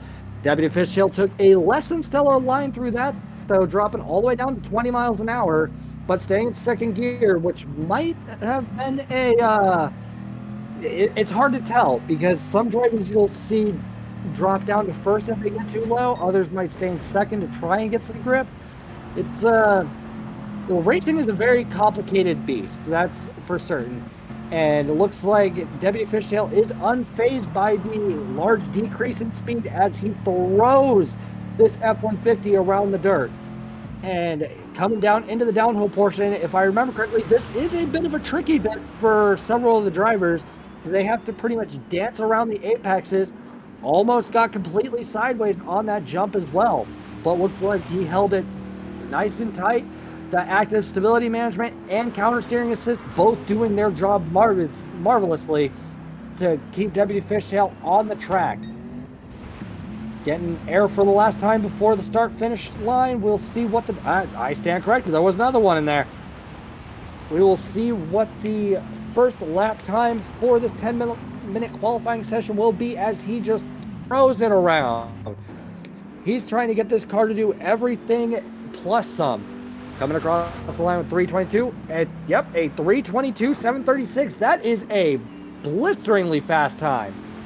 As we see Blind Man coming through with a 320.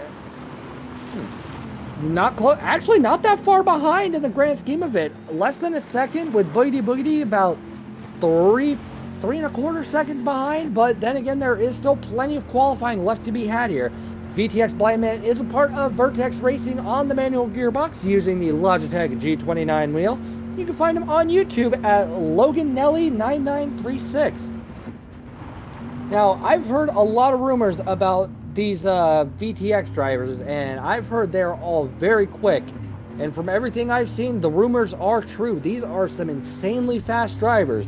Our Division A has a lot of fresh talent to really keep our seasoned veterans on their toes, who, might I add, are also very fast.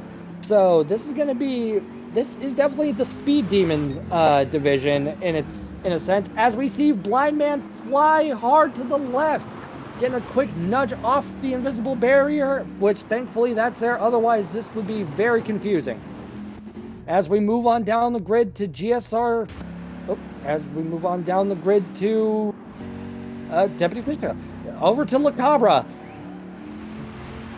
La Cabra has set P3 for this qualifying session and is about a second and a half behind VTX Blindman, but about 2 seconds above Boogity Boogity. And La Cabra, a part of Grove Street Racing, who got coaching last week from Mullet, our Season 2 champion, coming here to show some more GSR dominance. As you can see, GSR stands for Grove Street Racing. He is on the manual transmission and using the controller. La Cabra is a very fast, very talented driver. He won last week, might I add. So this might be a case of La Cabra looking for back-to-back victories. As we see him flying around right now, it looks like he's going to be shaving quite a bit of time off his lap with this line. Oh, as I say that, still plenty of time to bounce back. What am I saying? You know, Toon, I did notice something a little while ago that La Cabra was actually hanging back in the track, waiting for everybody to pass. So I wonder if he was just trying to get some open space so he could just do his thing. You know, I think so too. That would be the wisest decision here, seeing as how these track conditions and the truck are quite unpredictable when they're hand in hand. As we see La Cabra setting half a second faster lap time in that sector. Will he be able to carry that momentum and shave off more time? I'm thinking he will, given how he is throwing this thing with all of the force he can around the corner, just drifting it beautifully. And I'm sitting here wondering how many people went and did drift trials to kind of get a better understanding of how the car feels when it's got little to no grip whatsoever. But it seems our qualifying session is now drawing to a close as La Cabra is just still sending it, and we move on over to Boogity Boogity, who also is sending it right now in a very nice livery, might I add, and coming across the line for the last time in this qualifying session with a 3:26.762. Looks like he will be sitting comfortably in P4 for this start of the race. Making our way on down to Sugar Shuffles with a lovely tribute livery. Holding it nice and tightly for that turn, coming across the final corner in an exuberant fashion, setting a 3:25.995, taking P4 off of Boogity Boogity's hands by just over 3/4 of a second. Moving on over to Root, who seems to be having a little bit of trouble.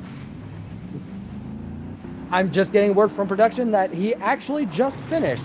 Moving on back over to La Cabra, who is just being, thank the Lord that wasn't a real cameraman, otherwise he'd be hurting.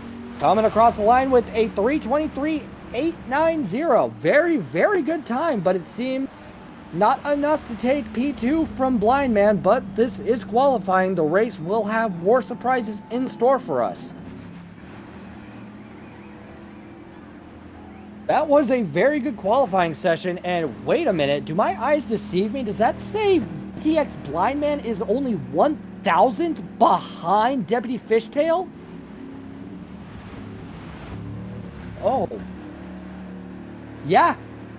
Yep, moving on over to 1/1000th of a second, folks. It can't get more photo finish than that. That is crazy. Let's take a look at these classified results for our second splits qualifying. Starting in P1 is Deputy Fishtail with a best lap of 3:22.736. And coming in, I don't even think close is a strong enough word to describe it. VTX Blindman GT 1,000 behind, with GSR Lacabre rounding out our starting top 3, with Sugar Shuffles and Boogity Boogity rounding out our top 5. Moving on down the order, we have Root, Sweet, Lou, Stanus, and Raider rounding out the rest of our starting grid. My lord, looking at those splits for the qualifying session, they were all relatively close to each other, so we're going to be seeing some neck and neck action. I can at least confidently say that. Yeah, Toon, I think you're right. We're going to see a battle for the first couple spots there.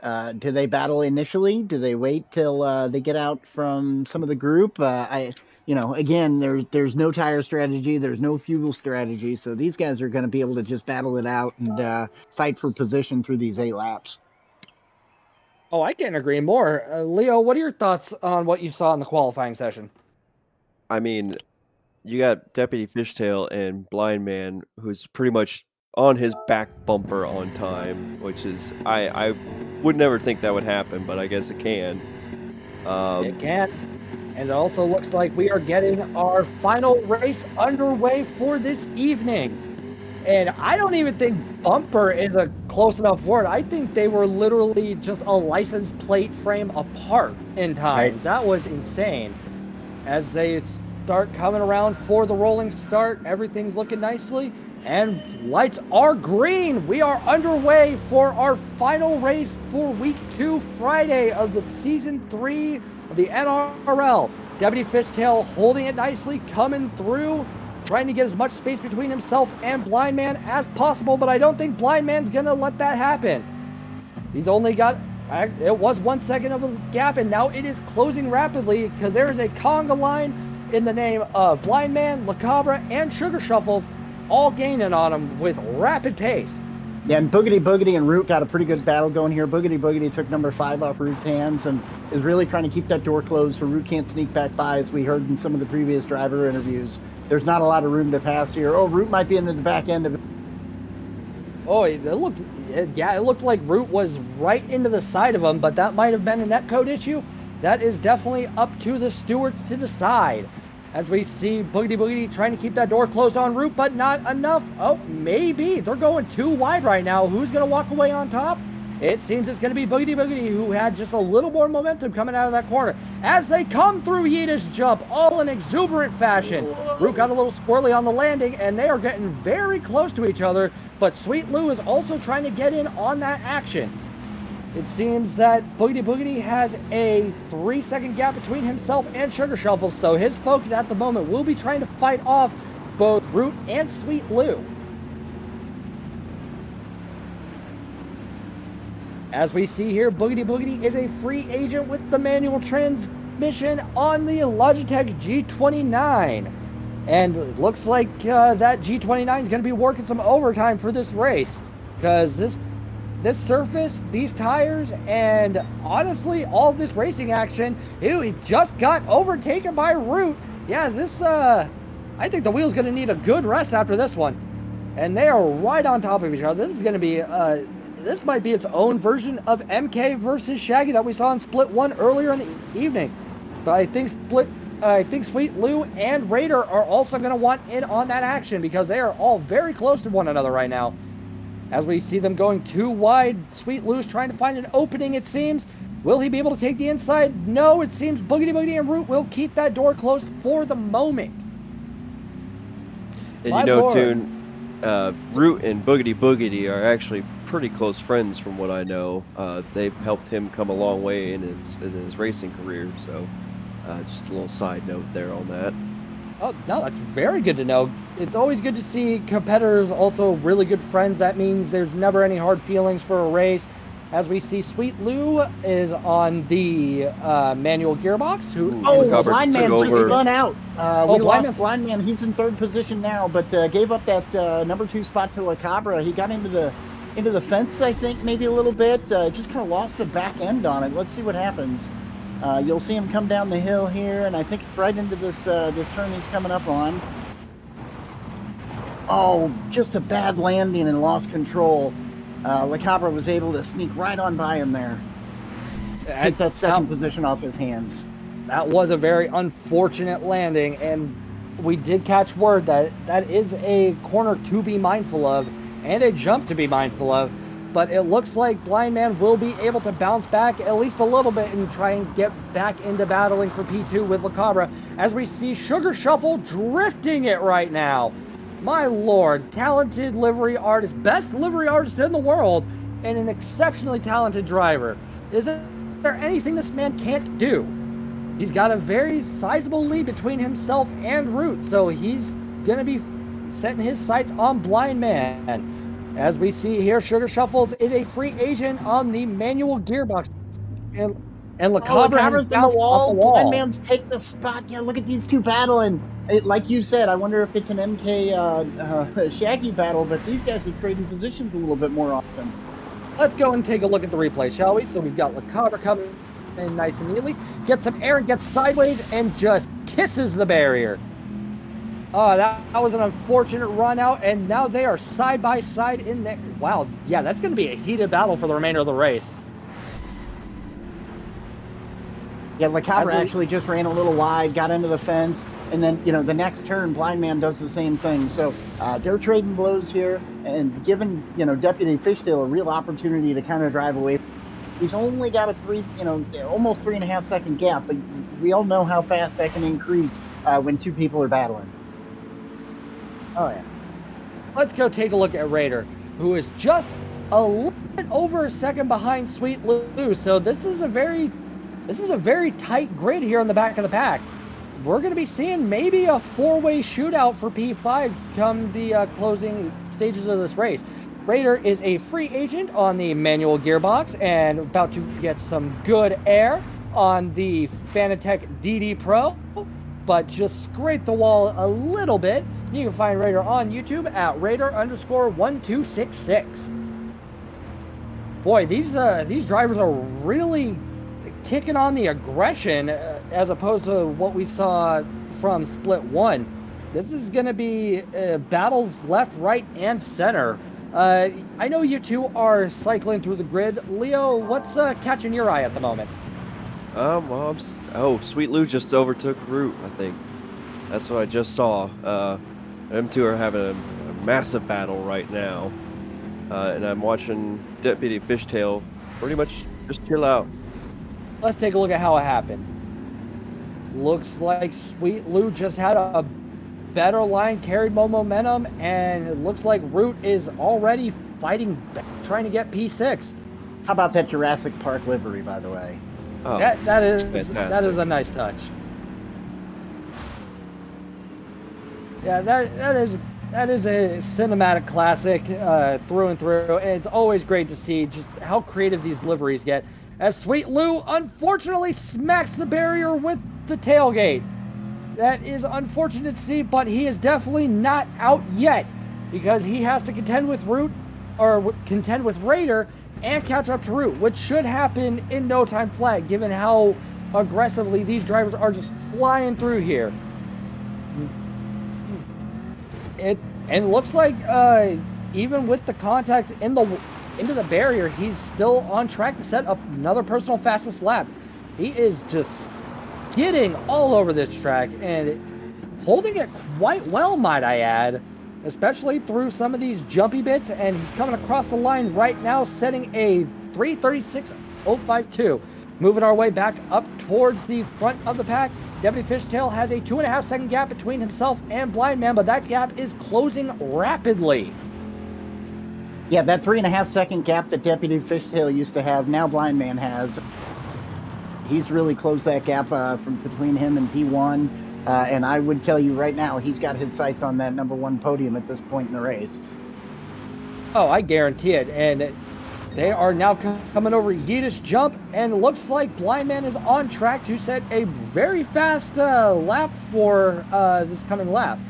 So even if he isn't able to secure the victory, he will still probably be able to walk away with the fastest lap extra point. only time will tell. Anything can happen. And really, it looks like Blind Man is going high onto the banks to try and carry extra momentum out. Let's see if that'll work in his favor as this lap progresses.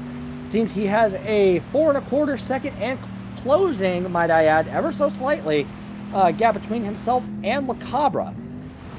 Yeah, Toon, and like you mentioned, that one extra point for fastest lap, we've seen that in previous seasons be very important. 1 point where, you know, somebody's going home and the other guy gets to keep racing. So you got to get all. Oh, and Blind Man's into the fences. Oh, that's unfortunate for him. That's definitely going to take off some speed, and that gap is going to switch from Deputy Fishtail.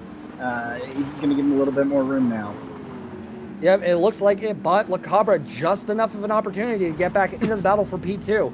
So I think Deputy Fishtail can breathe a sigh of relief for now, but it might have a case where, like we saw in the first split, where MK and Shaggy Doo were having a heated battle, but they were still able to start catching up to the True Serum at some point. So they can't get too comfy. And looks like a nice landing from La Cabra, still set in purples as we slowly head towards the 5th and final time check for the lap. Holding it nicely. It looks like Blind Man will be getting a slight lead for the moment. But as we've seen, some of the drivers do have sections of this track where they are blinding quick to try and compensate for some of the sections that they are a little bit less than stellar at. And as we see, La Cabra is already closing in on Blind Man as we speak. Getting a little wobbly on the landing though, but seems like everything is in good order. Those landings definitely are playing an important role. Oh my god, it was hop, skip, and a jump all over there. But it looks like it bought La Cabra enough time to close that gap even further to Blind Man. So I don't know, Leo. What are your thoughts about this battle for P2 and 3? I mean, it's going to be a very close battle from what it looks like. I mean, one wrong land on one of these jumps could determine whether they make it or break it. You know what I mean? I've seen it a couple of times. Oh, and it looks like. Oh, go ahead. Go ahead.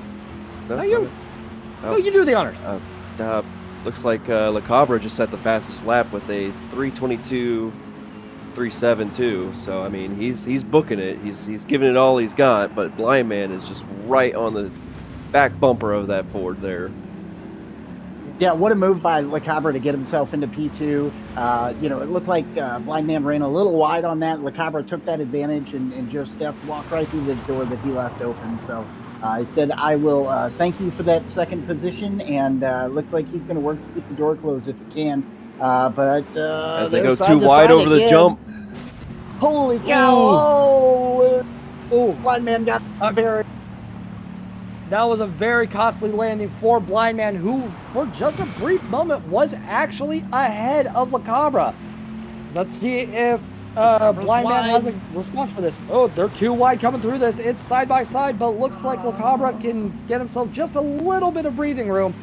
This is a very aggressive fight for P2. Oh, he pulled the switcheroo on him. Look at him go.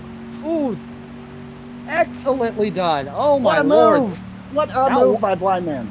That was an insanely impressive move, and it looks like all this battling hasn't compromised their pace at all, because they have a 10-second lead right now over P4 and RJ, also known as Sugar Shuffles. They're getting air every possible way they can. They're getting air in ways I didn't even expect you could get air. Slow-mo, go through the field. Are all of the battles this aggressive? No, actually, a lot of the other racers are spaced out, kind of like we saw in the last one. You know, there's some folks that are not too far apart from each other. You know, Raider and Sweet Lou are just a couple seconds off. Root's probably 3.5 seconds ahead of them. But then you start seeing bigger gaps, 14 seconds, 4 seconds, 10 seconds, until you get to 2 and 3. And these guys are just bumper to bumper grinding this one out. Yeah, And La Cabra just overtakes. La Cabra does it again. Blind Fish Man. Oh my La lord! Cabra's Yeah, gotten back to P2. They are just duking it out. 2 and 3 spots like it's baseball cards. Let's take a look here. Good run through the jump, and La Cabra comes in, carries that momentum. and takes him on the outside. My lord, I think they looked at MK's and Shaggy's battle for P2 and 3 are like, okay, we'll do it better.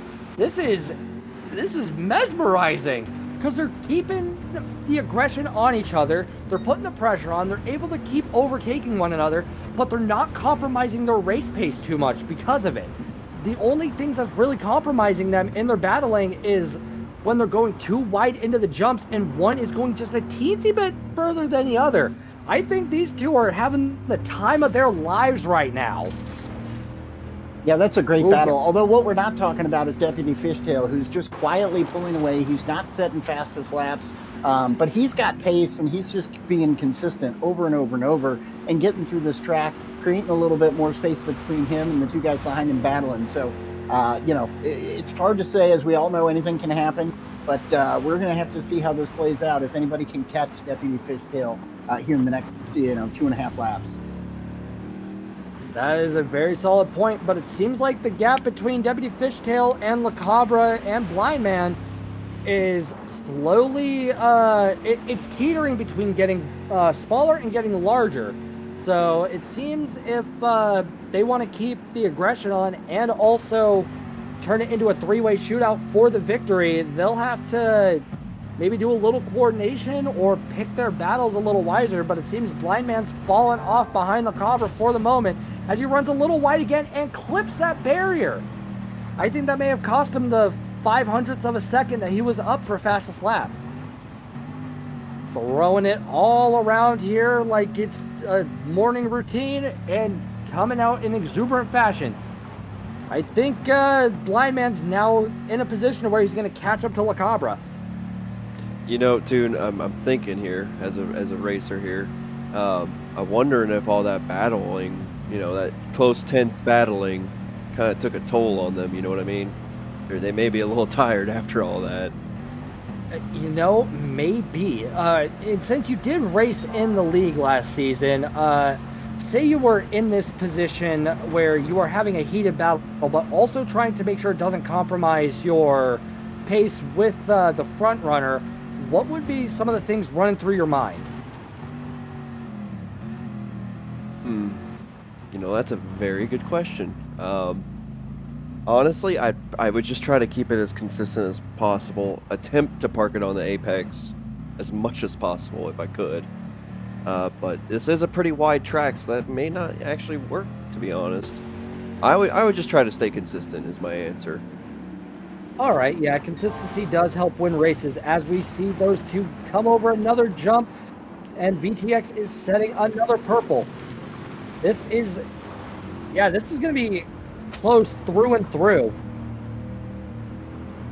Coming through, holding a nice line on the inside, carrying some more momentum to the downhill portion. The jump down here at the end of the downhill portion is dicey, though, so they'll have to be a little careful. It looks like Blind Man was able to avoid most of it and get it to where his car was pointed the right direction. So well played to Blind Man, and it's actually helping close that gap even more as they get air once again. And Blind Man was revving the nuts out of third and sets a purple by over half a second.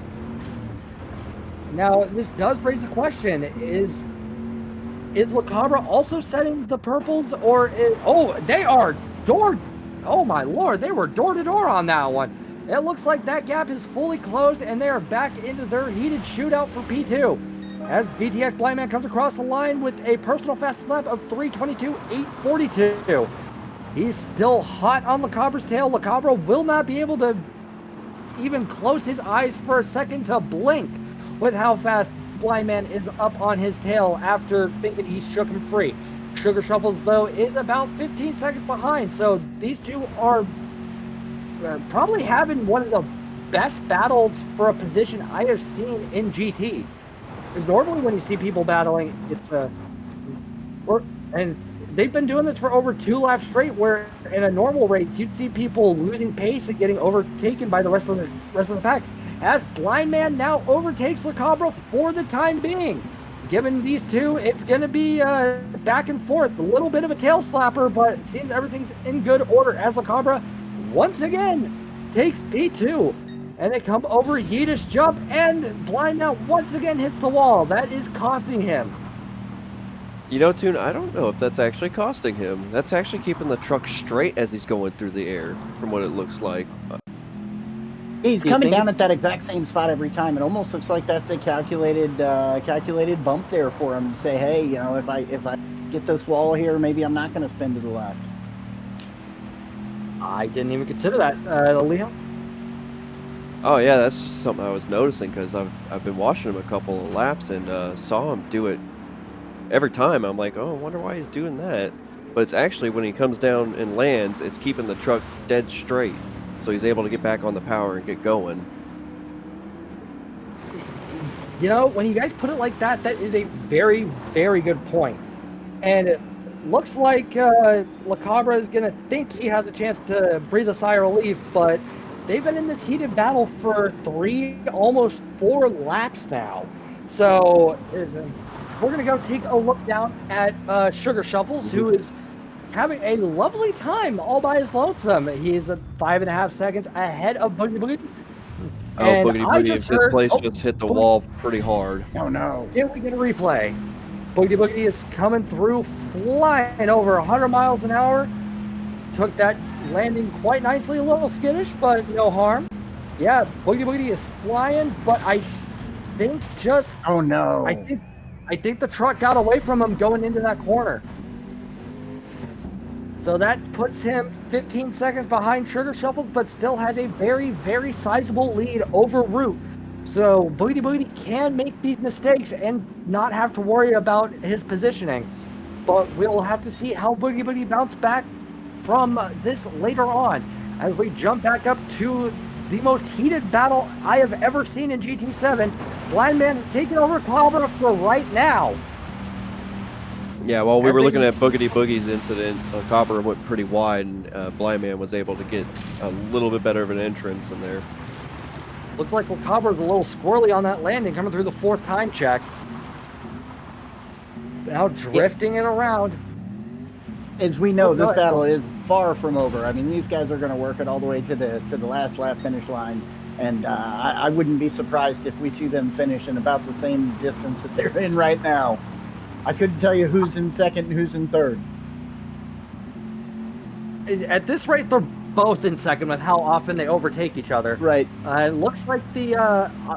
I'm not sure, but I think the battling is actually starting to cost them a little bit, as the gap between them and Sugar Shuffles is very, very slowly chipping away as we hit the penultimate lap for this race.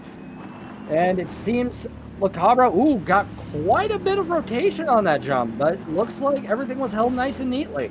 So I don't think it's something to be worried about. Let's go check in on our race leader in Deputy Fishtail, who is off minding his own business at the moment.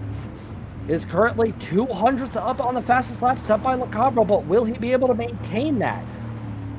Yeah, and if you look at the decal he's got on his truck there, no road, no problem. Boy, he is showing the truth behind that. He is not having any trouble with his track. Obviously, he's not battling with anybody. He's got the folks behind him doing all that for him. He is just out for a Sunday drive in the dirt here. Oh yeah, he's just off minding his own business, probably has some music playing through those speakers and is just enjoying life. Although if Blind Man and Le Cabra somehow manage to close that gap by a substantial amount over the next lap and a half, I believe, he's not really going to be able to relax too much longer as he goes purple. He might be on track for the fastest lap for the race. Only time will tell. I'd hate to cut you off here, but we've got a pretty good little battle between P7, P6, and P5 between Root, Raider, and Boogity Boogity. They've all closed the gap on one another. Looks like it, yeah. Boogity Boogity is just about 6 seconds ahead of Root, but that's going to be closing here in a second, and Raider's only 2 seconds behind Root, so there's going to be a pretty decent battle for P6 going on here, depending on how these guys take their lines. It seems Raider's about 1 minute and 5 seconds behind the race leader, but that does not matter at this point. What matters is how these two go about this hopeful heated exchange for P6, because these guys have it in them to put on an amazing spectacle. Seems like Root is just slowly pulling away, maybe for the time being, but it could be a quick change. Seems Raider is just a little bit behind his personal best, which is a 3:31.181, and it seems Sweet Lou might have the opportunity to come in and, yeah, close that gap some more. As we see, Raider is actually closing in on Root as we speak. Depends on the exit of this. Now, could we get a driver card up for Raider? It's looking like he might be driving on an automatic, but I can't say with 100% certainty.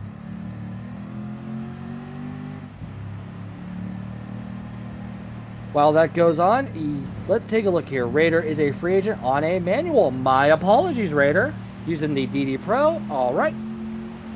And I think Raider's just being more calculated and meticulous with his shifting points, which, fair play to him. It is a very solid strategy, and it is helping him stay within earshot of Root. So Root can't really afford to slip up lest he get overtaken. Blind Man just set the fastest lap again. Oh yes, Blind Man has indeed with a 3:21.151. And they're setting that while having a heated battle with Lacabra, who is, this is unexpected. Lacabra's actually having some struggles. As I just clicked over to him, he was kind of getting into the wall. It looks like that battle for second and third place is over. Now at this point, I think Lacabra has just got to keep it together and get himself across the finish line and maintain that podium spot. That does seem to be the case. Unfortunately, as Lacabra winds up for Yeetus jump for the last time and makes a stellar landing. I think he'll try and close that gap as much as humanly possible. Moving on down the grid to Sweet Lou, who is 12 seconds behind Raider. He is off in a race of his own, minding his business, and it looks like he's just having a grand old time while he's at it. Still really liking that Jurassic Park livery. Hold it nicely. Moving back up to the front. Let's see what that gap between Deputy Fishtail and Blind Man's looking like. Looks like Deputy Fishtail is at about 5 and closing of the lead for Blind Man GT, who's in second place. I think Deputy Fishtail is going to be very mindful of his racing line and his jump points for the remainder of this race, lest he get overtaken. Taking it a little slowly through there, but doesn't seem to be too terrible. Throwing the car around for a nice line through the turn. Into this jump. Keeping it nice and neat on the landing. Very nice to see. And that was time check 3 of 5, I believe. So everything is looking in tip-top fashion for our race leader. Coming into the downhill portion, this is a very tricky bit. Will he be avoiding the jump as much as possible? Looks like it, from what I could tell. But Deputy Fishtail is definitely showing a dominant showing right now as he's approaching the final time check before the start-finish line. Currently 200ths off his fastest lap. So if he plays his cards right, he'll definitely have a new personal best by the end of this. May even be the fastest lap for the race. As he comes around the final corner, let's see what it'll be. 3:29, 3:20, 3:21, and across the line with a 3:22.829, finishing the race with VTX Blind Man GT very close behind. And we have Lacabra coming around the final corner as well for this race. And he sets a 3:27.363 for his final lap. As we jump on over to Sugar Shovels, who is dancing around this dirt. Coming around the penultimate corner in exuberant fashion, getting a little bit of air for that final corner, and on his way to cross the line to secure P4. Moving our way down the grid over to Boogie Boogity in P5. Looks like he will be able to confidently finish with this placement lest any incidents happen. Getting a good chunk of air, mind you. Oh, doing it again. He's not So being nice shy having about no it. choice. No, he is not. Coming into the final or penultimate corner, my apologies. Keeping a nice tight line on the inside, getting a teensy bit of a hop for the final corner, and across the line. Moving down the grid to P6 en route. Ooh, good showing to come back to him for. His ABS is glowing yellow, still trying to figure that out, and he is going to try and drift across the line. A little something for the It was a good fans. try. In NRL fashion, as we move all the way down to Sweet Lou Sanus, coming across the final corner and across the line with a 329 and also trying to drift it. Wouldn't not be the NRL if we didn't try and see some drifting action. Congratulations to Deputy Fishtail for pole position and a clean race. 2 out of 3 stars. Moving on over to the classified results, let's take a look at what we just saw. So, we have Deputy Fishtail with a total race time of 27 minutes, 9 seconds, .351, but was not able to secure that fastest lap this go around. That honor belongs to VTX Blindman GT, who set the fastest lap with a 3:21.151.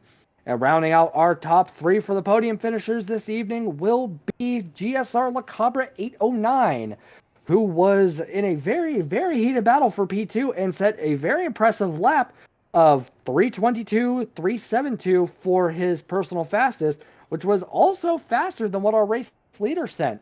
And then moving down the grid for P4, we have Sugar Shuffles and Boogity Boogity rounding out our top 5. Both had fantastic showings. Sure, there was an incident or two for Boogity Boogity, but he bounced back in stellar fashion.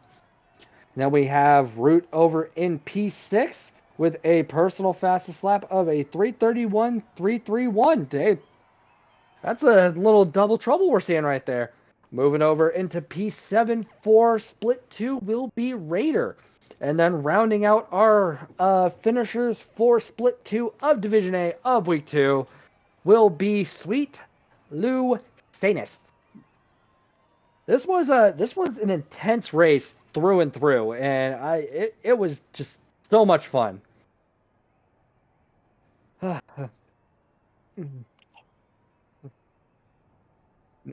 Yeah, I would agree. That was wild. Watching the battle for 2 and 3 was just intense the whole time.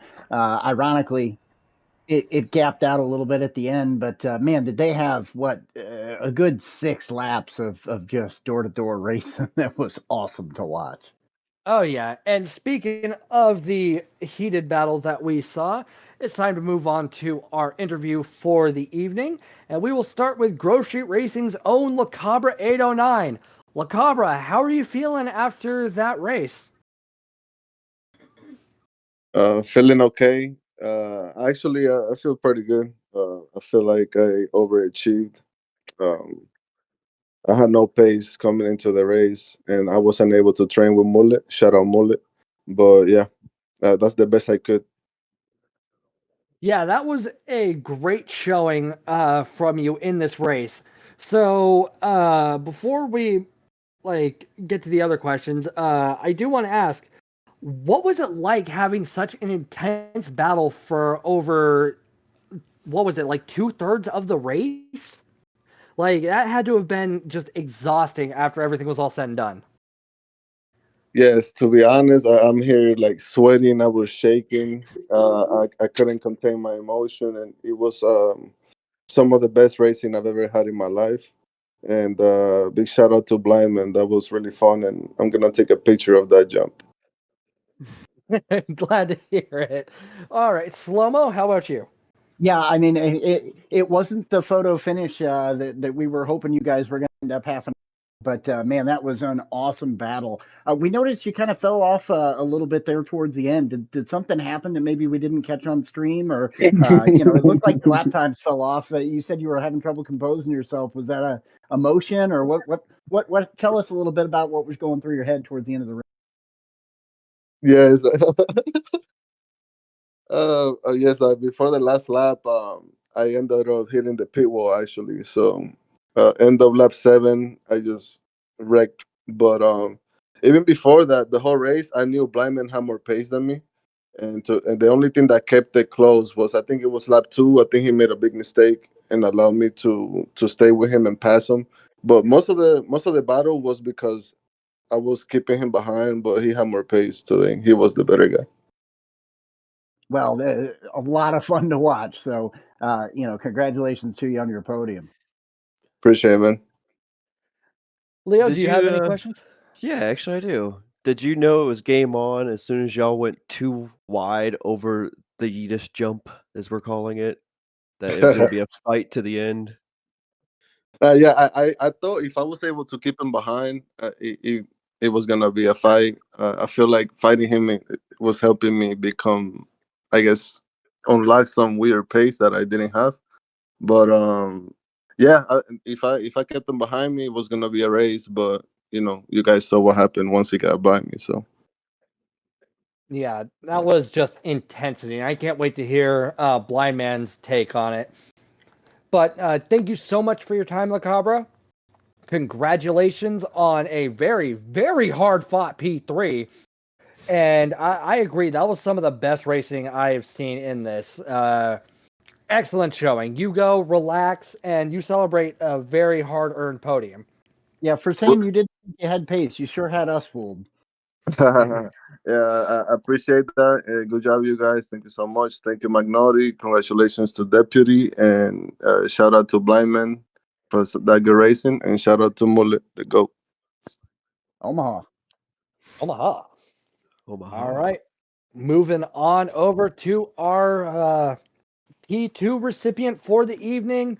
The other half of an insane battle, VTX Blind Man GT. Blind Man, how are you feeling after that intense race? Oh, I'm shaking, guys. That was a crazy battle. That was a crazy race. It was awesome. I agree completely. So we got La Cabra's take on how he was feeling as you two were duking it out for 3/4 of that race. What is your side of everything? What was going through your head? What were you trying to focus on? And yeah, just put us in your shoes for that battle. Okay, so beginning of the race, initially my thoughts were just to stay composed and keep position and keep Fishtail in sight. There was a bit of back and forth. I mostly achieved that until my mistake on lap 2. And that gap really just grew. Props to Fishtail for that. And then, yeah, got into the intense battle with La Cabra for a lot of laps. More than I thought it was going to be, like I was really had my sights set on Fishtail, but yeah, just unfortunate there. Couldn't close in that gap. But no, it was really awesome battle. I enjoyed that a whole lot more than the actual result. That battle was insane. We were investigating new lines that we probably weren't doing in practice. we were all over the track. Oh yeah, but you guys made it look beautiful. Slow-mo? Blind Man, I got to tell you that was so much fun to watch. What an effort from you down under there. Tell us a little bit about it. Looked like as you were coming over one of those jumps, you seemed to position your car as far to the left as you could. Were you trying to stay close to that wall as you came down to the ground? Was that part of what your strategy was on some of those?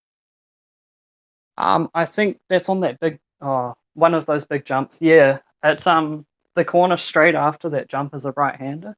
So I was trying my best to just stay on that open line so that as soon as I landed, I could throw it into the corner. And also that jump was really, really vicious. So I didn't want to be too close to the inside of the corner.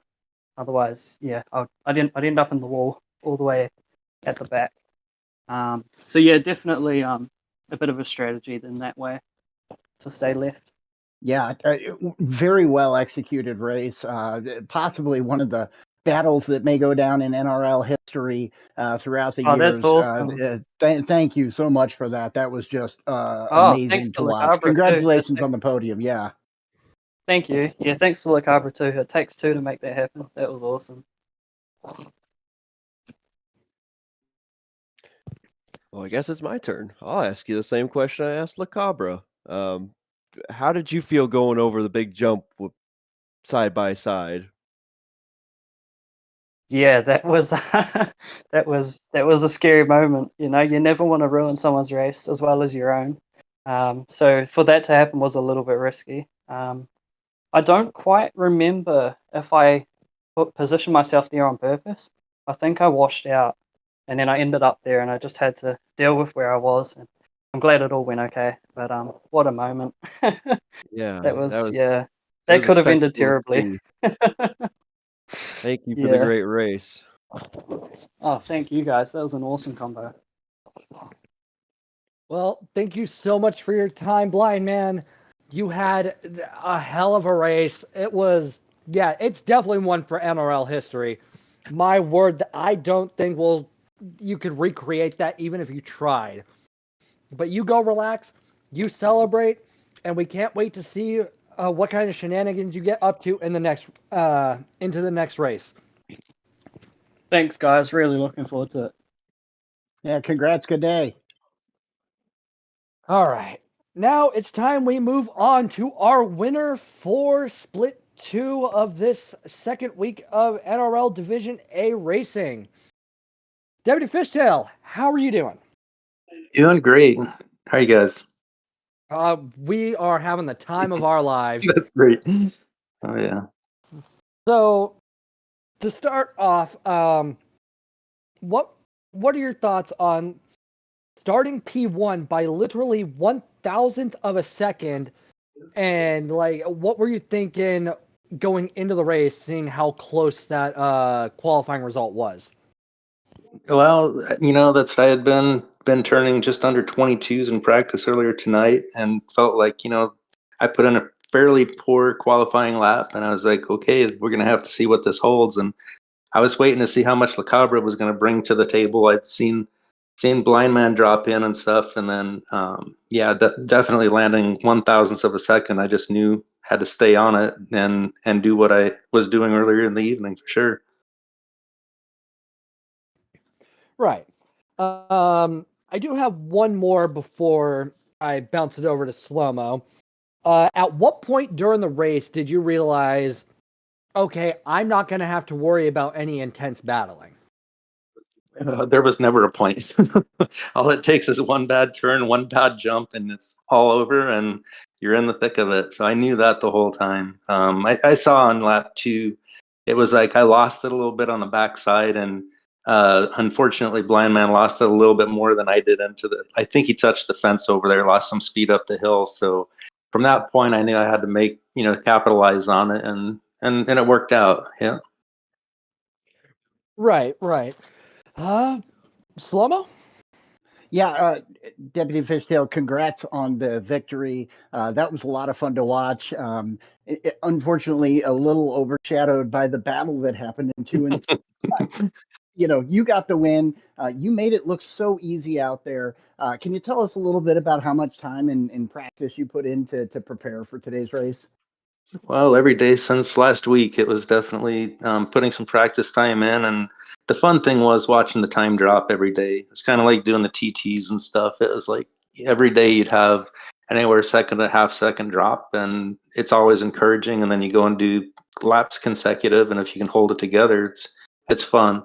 Probably the funnest thing was getting into a lobby. We were jabbing each other all week, and nobody wanted to give up time. So we finally did one Wednesday night, and we had a few guys doing the wrong direction on the course. So we got everybody going the right way, and that worked out. I mean, I was amazed. We went into that lobby, and what I knew at that evening was that everybody was not on the same playing field because some had not driven the course before. That was their first time.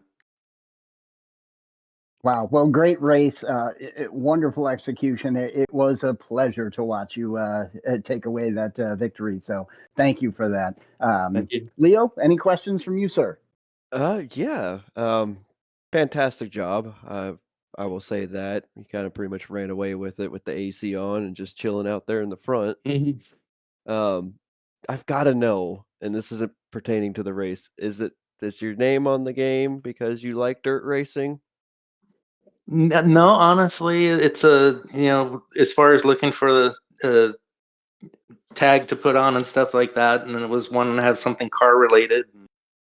So I guess a couple of us are probably old enough for this like Wheelie and the Chopper Bunch thing. That came from, hey, there's a cartoon Deputy Fishtail. It's like we're gonna do this one. So, but it actually worked out because I got to put dirt fish on the front of the truck. It all kind of panned out tonight. Okay, I was just wondering if there was any correlation. It was not planned. Not a Good planned question. event. But good racing though. I'm glad it worked out for you. Oh, I can't agree more. That was a great showing. You pretty much got to just walk off into the sunset and mind your business. Honestly, that's like the perfect way to, like, that's probably the way everybody wants to start pulling a race. But either way, congratulations for your victory, and we can't wait to see what next week has in store for you. You go relax, you go celebrate, and stay tuned because you'll probably wind up practicing before the night is over for next week. Will do.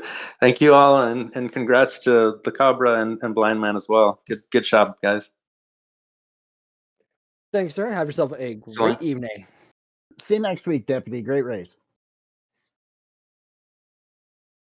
Alrighty, and that will conclude the splits for the evening.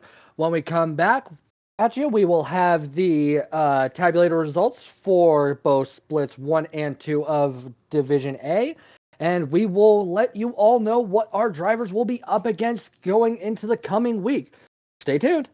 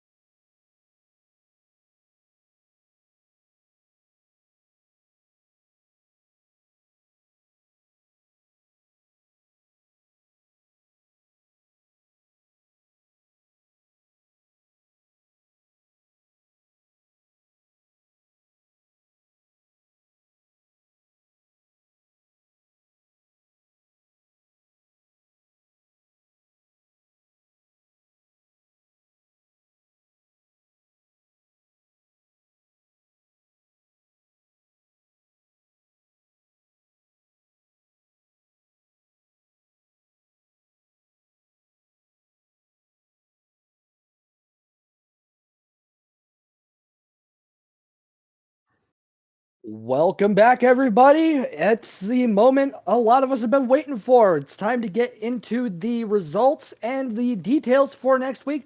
But first, Slow-Mo, I hear you have some good news for us. We do. We got some donations here towards the end there. Big shout out to Bonnie Miller, Duke. And then we got an anonymous donation with the tagline because of the Dom and blind battle that was going on. Instant classic. And, you know, I have to agree. I think that is an instant classic. Leo, what about you? Oh, I couldn't agree more with that statement. That was something I haven't seen except in real life racing, was that close of a battle. So I hope there's more to come. Oh, without a doubt, that was definitely one for the history books. If anybody's ever curious in future seasons what the NRL is about, I want them to go back and find that entire battle, because that is the epitome of the NRL in action. But now it is time we get a move on over to the classified standings. Now, we're going to start with Division B. It has been brought to my attention that there was a clerical error, which we would like to rectify for everybody real quick. But bear in mind, these are also still pending steward review. And the standings are as follows. In P1, we have PHG Speedy Lee with Papa in P2, Purple Nurple 88 in P3, Skeletor 698 in P4, Jay Smith and Jay both tied for P5, Lewis and Beef Castle tied for P7, Redneck C137 in P9, Bells in P10, M. Marino in P11 tied with Smokes VR2 as M. Marino has a DNF. Then we have Jack PHG SVG 15, and rounding out the grid for Division B for Friday is YouTube Average Kurt's Game, who also had a DNF for tonight's festivities. Making our way over to Division A, this is across both Split 1 and 2 for Friday. In the lead right now for Division A, it is the True Serum, who raced with 50 points with VTX Blindman GT in P2, quite close behind him in the point standings, but it's even closer, just like the head-to-head battle we saw earlier with GSR La Cabra down by 1. Then we have Deputy Fishtail and GSR Shaggy Doo rounding out our top 5. Talon in P6, Gran Turismo in P7, Sugar Shuffles and Corridor tied for P8 at the moment. MK sitting there comfortably in P10 with Raider in P11, Boogity Boogity in P12, 13 belongs to Root, P14 going to Sweet Lucanus, with Chippy, Fernando, Button, and Sparky rounding out our bottom 3. And now, bear in mind, you gotta take these with a grain of salt, because these are pre-stewards inquiries. So these are subject to change. Those of you in the league, please stay tuned to the McDonald's Discord for any updates. But enough about today. Let's look into the future, shall we? And we will be starting with our Division B race for next week. We are at Willow Springs Big Willow for 20 laps in the Ari Amamiya FD35 RX7. That is going to be, that's going to be something. They will be on the racing mediums and racing hards, but the racing hards are required. There will be a grid start with false start check, 5-minute qualifier, light mechanical damage, no tuning, not even a brake balance in sight, with a tire wear rate of 12 and fuel consumption rate of ×3. Leo, Slow-Mo, I don't know about you, but this track, I do not envy those drivers. I would agree too. Now, I'm not a big fan of the track. However, I am a big fan of the car. I love me and my rotaries. A lot of people know that, and I cannot wait for this one. That is going to be a sight to see, and a lot of angry chainsaws running across the screen. What about you, Slow-Mo?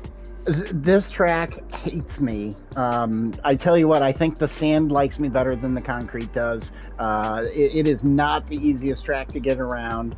It may look easy, but boy, when you get out there and you're trying to manage that car around that track, it is not an easy round. So I am looking forward to seeing these guys. I mean, obviously, we're looking at some of the best, some of the best drivers that we can get in the league here, and they are put down an awesome race for us. So I am excited to watch these guys. a little bit of strategy with the mediums and the hards that are available. Obviously, they're required to run hards, so there's going to be some strategy behind this one. Oh, I agree completely. And I should also throw out, I have driven that Ari Amamiya RX-7. That is a proper fun car. Like, that is a good car to throw around, and Big Willow might be a pretty fitting track for it. But either way, full details for that for our drivers will be in the McNaughty Discord post this broadcast. Moving on over to Division A. Ah, yes, second to Saw, home of the 24 Hours of Le Mans. We're going to be at Le Mans for 7 laps in the Aston Martin Valkyrie 2021.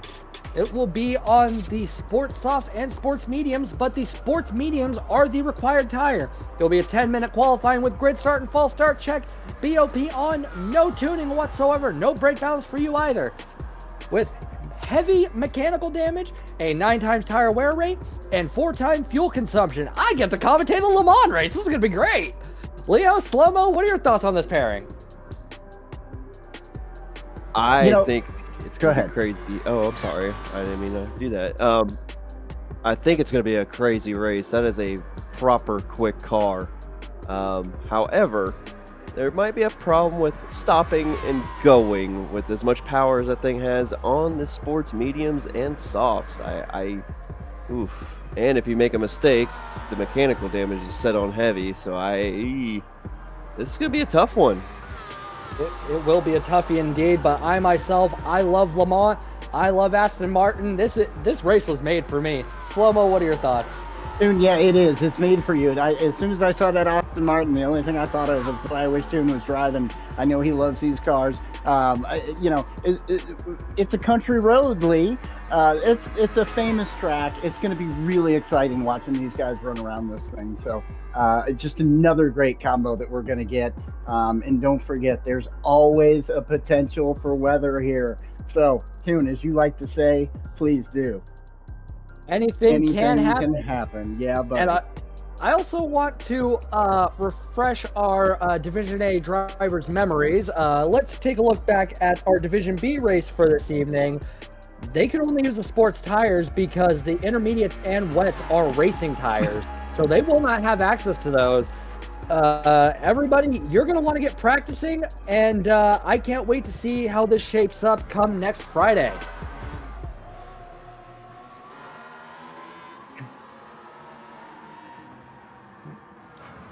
Now, for those of you watching at home, at your local pub, wherever you might be around the world, we will be right back here with you tomorrow afternoon at 1 p.m. Eastern Time, 11 a.m. Pacific, give or take.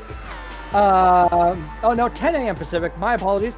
And then that is also 6 p.m. GMT Britain. Please make the following conversions to your local area where applicable. And it's gonna be great. There's tons more racing action, some snow racing, some races around Road Atlanta. It's gonna be a grand old time.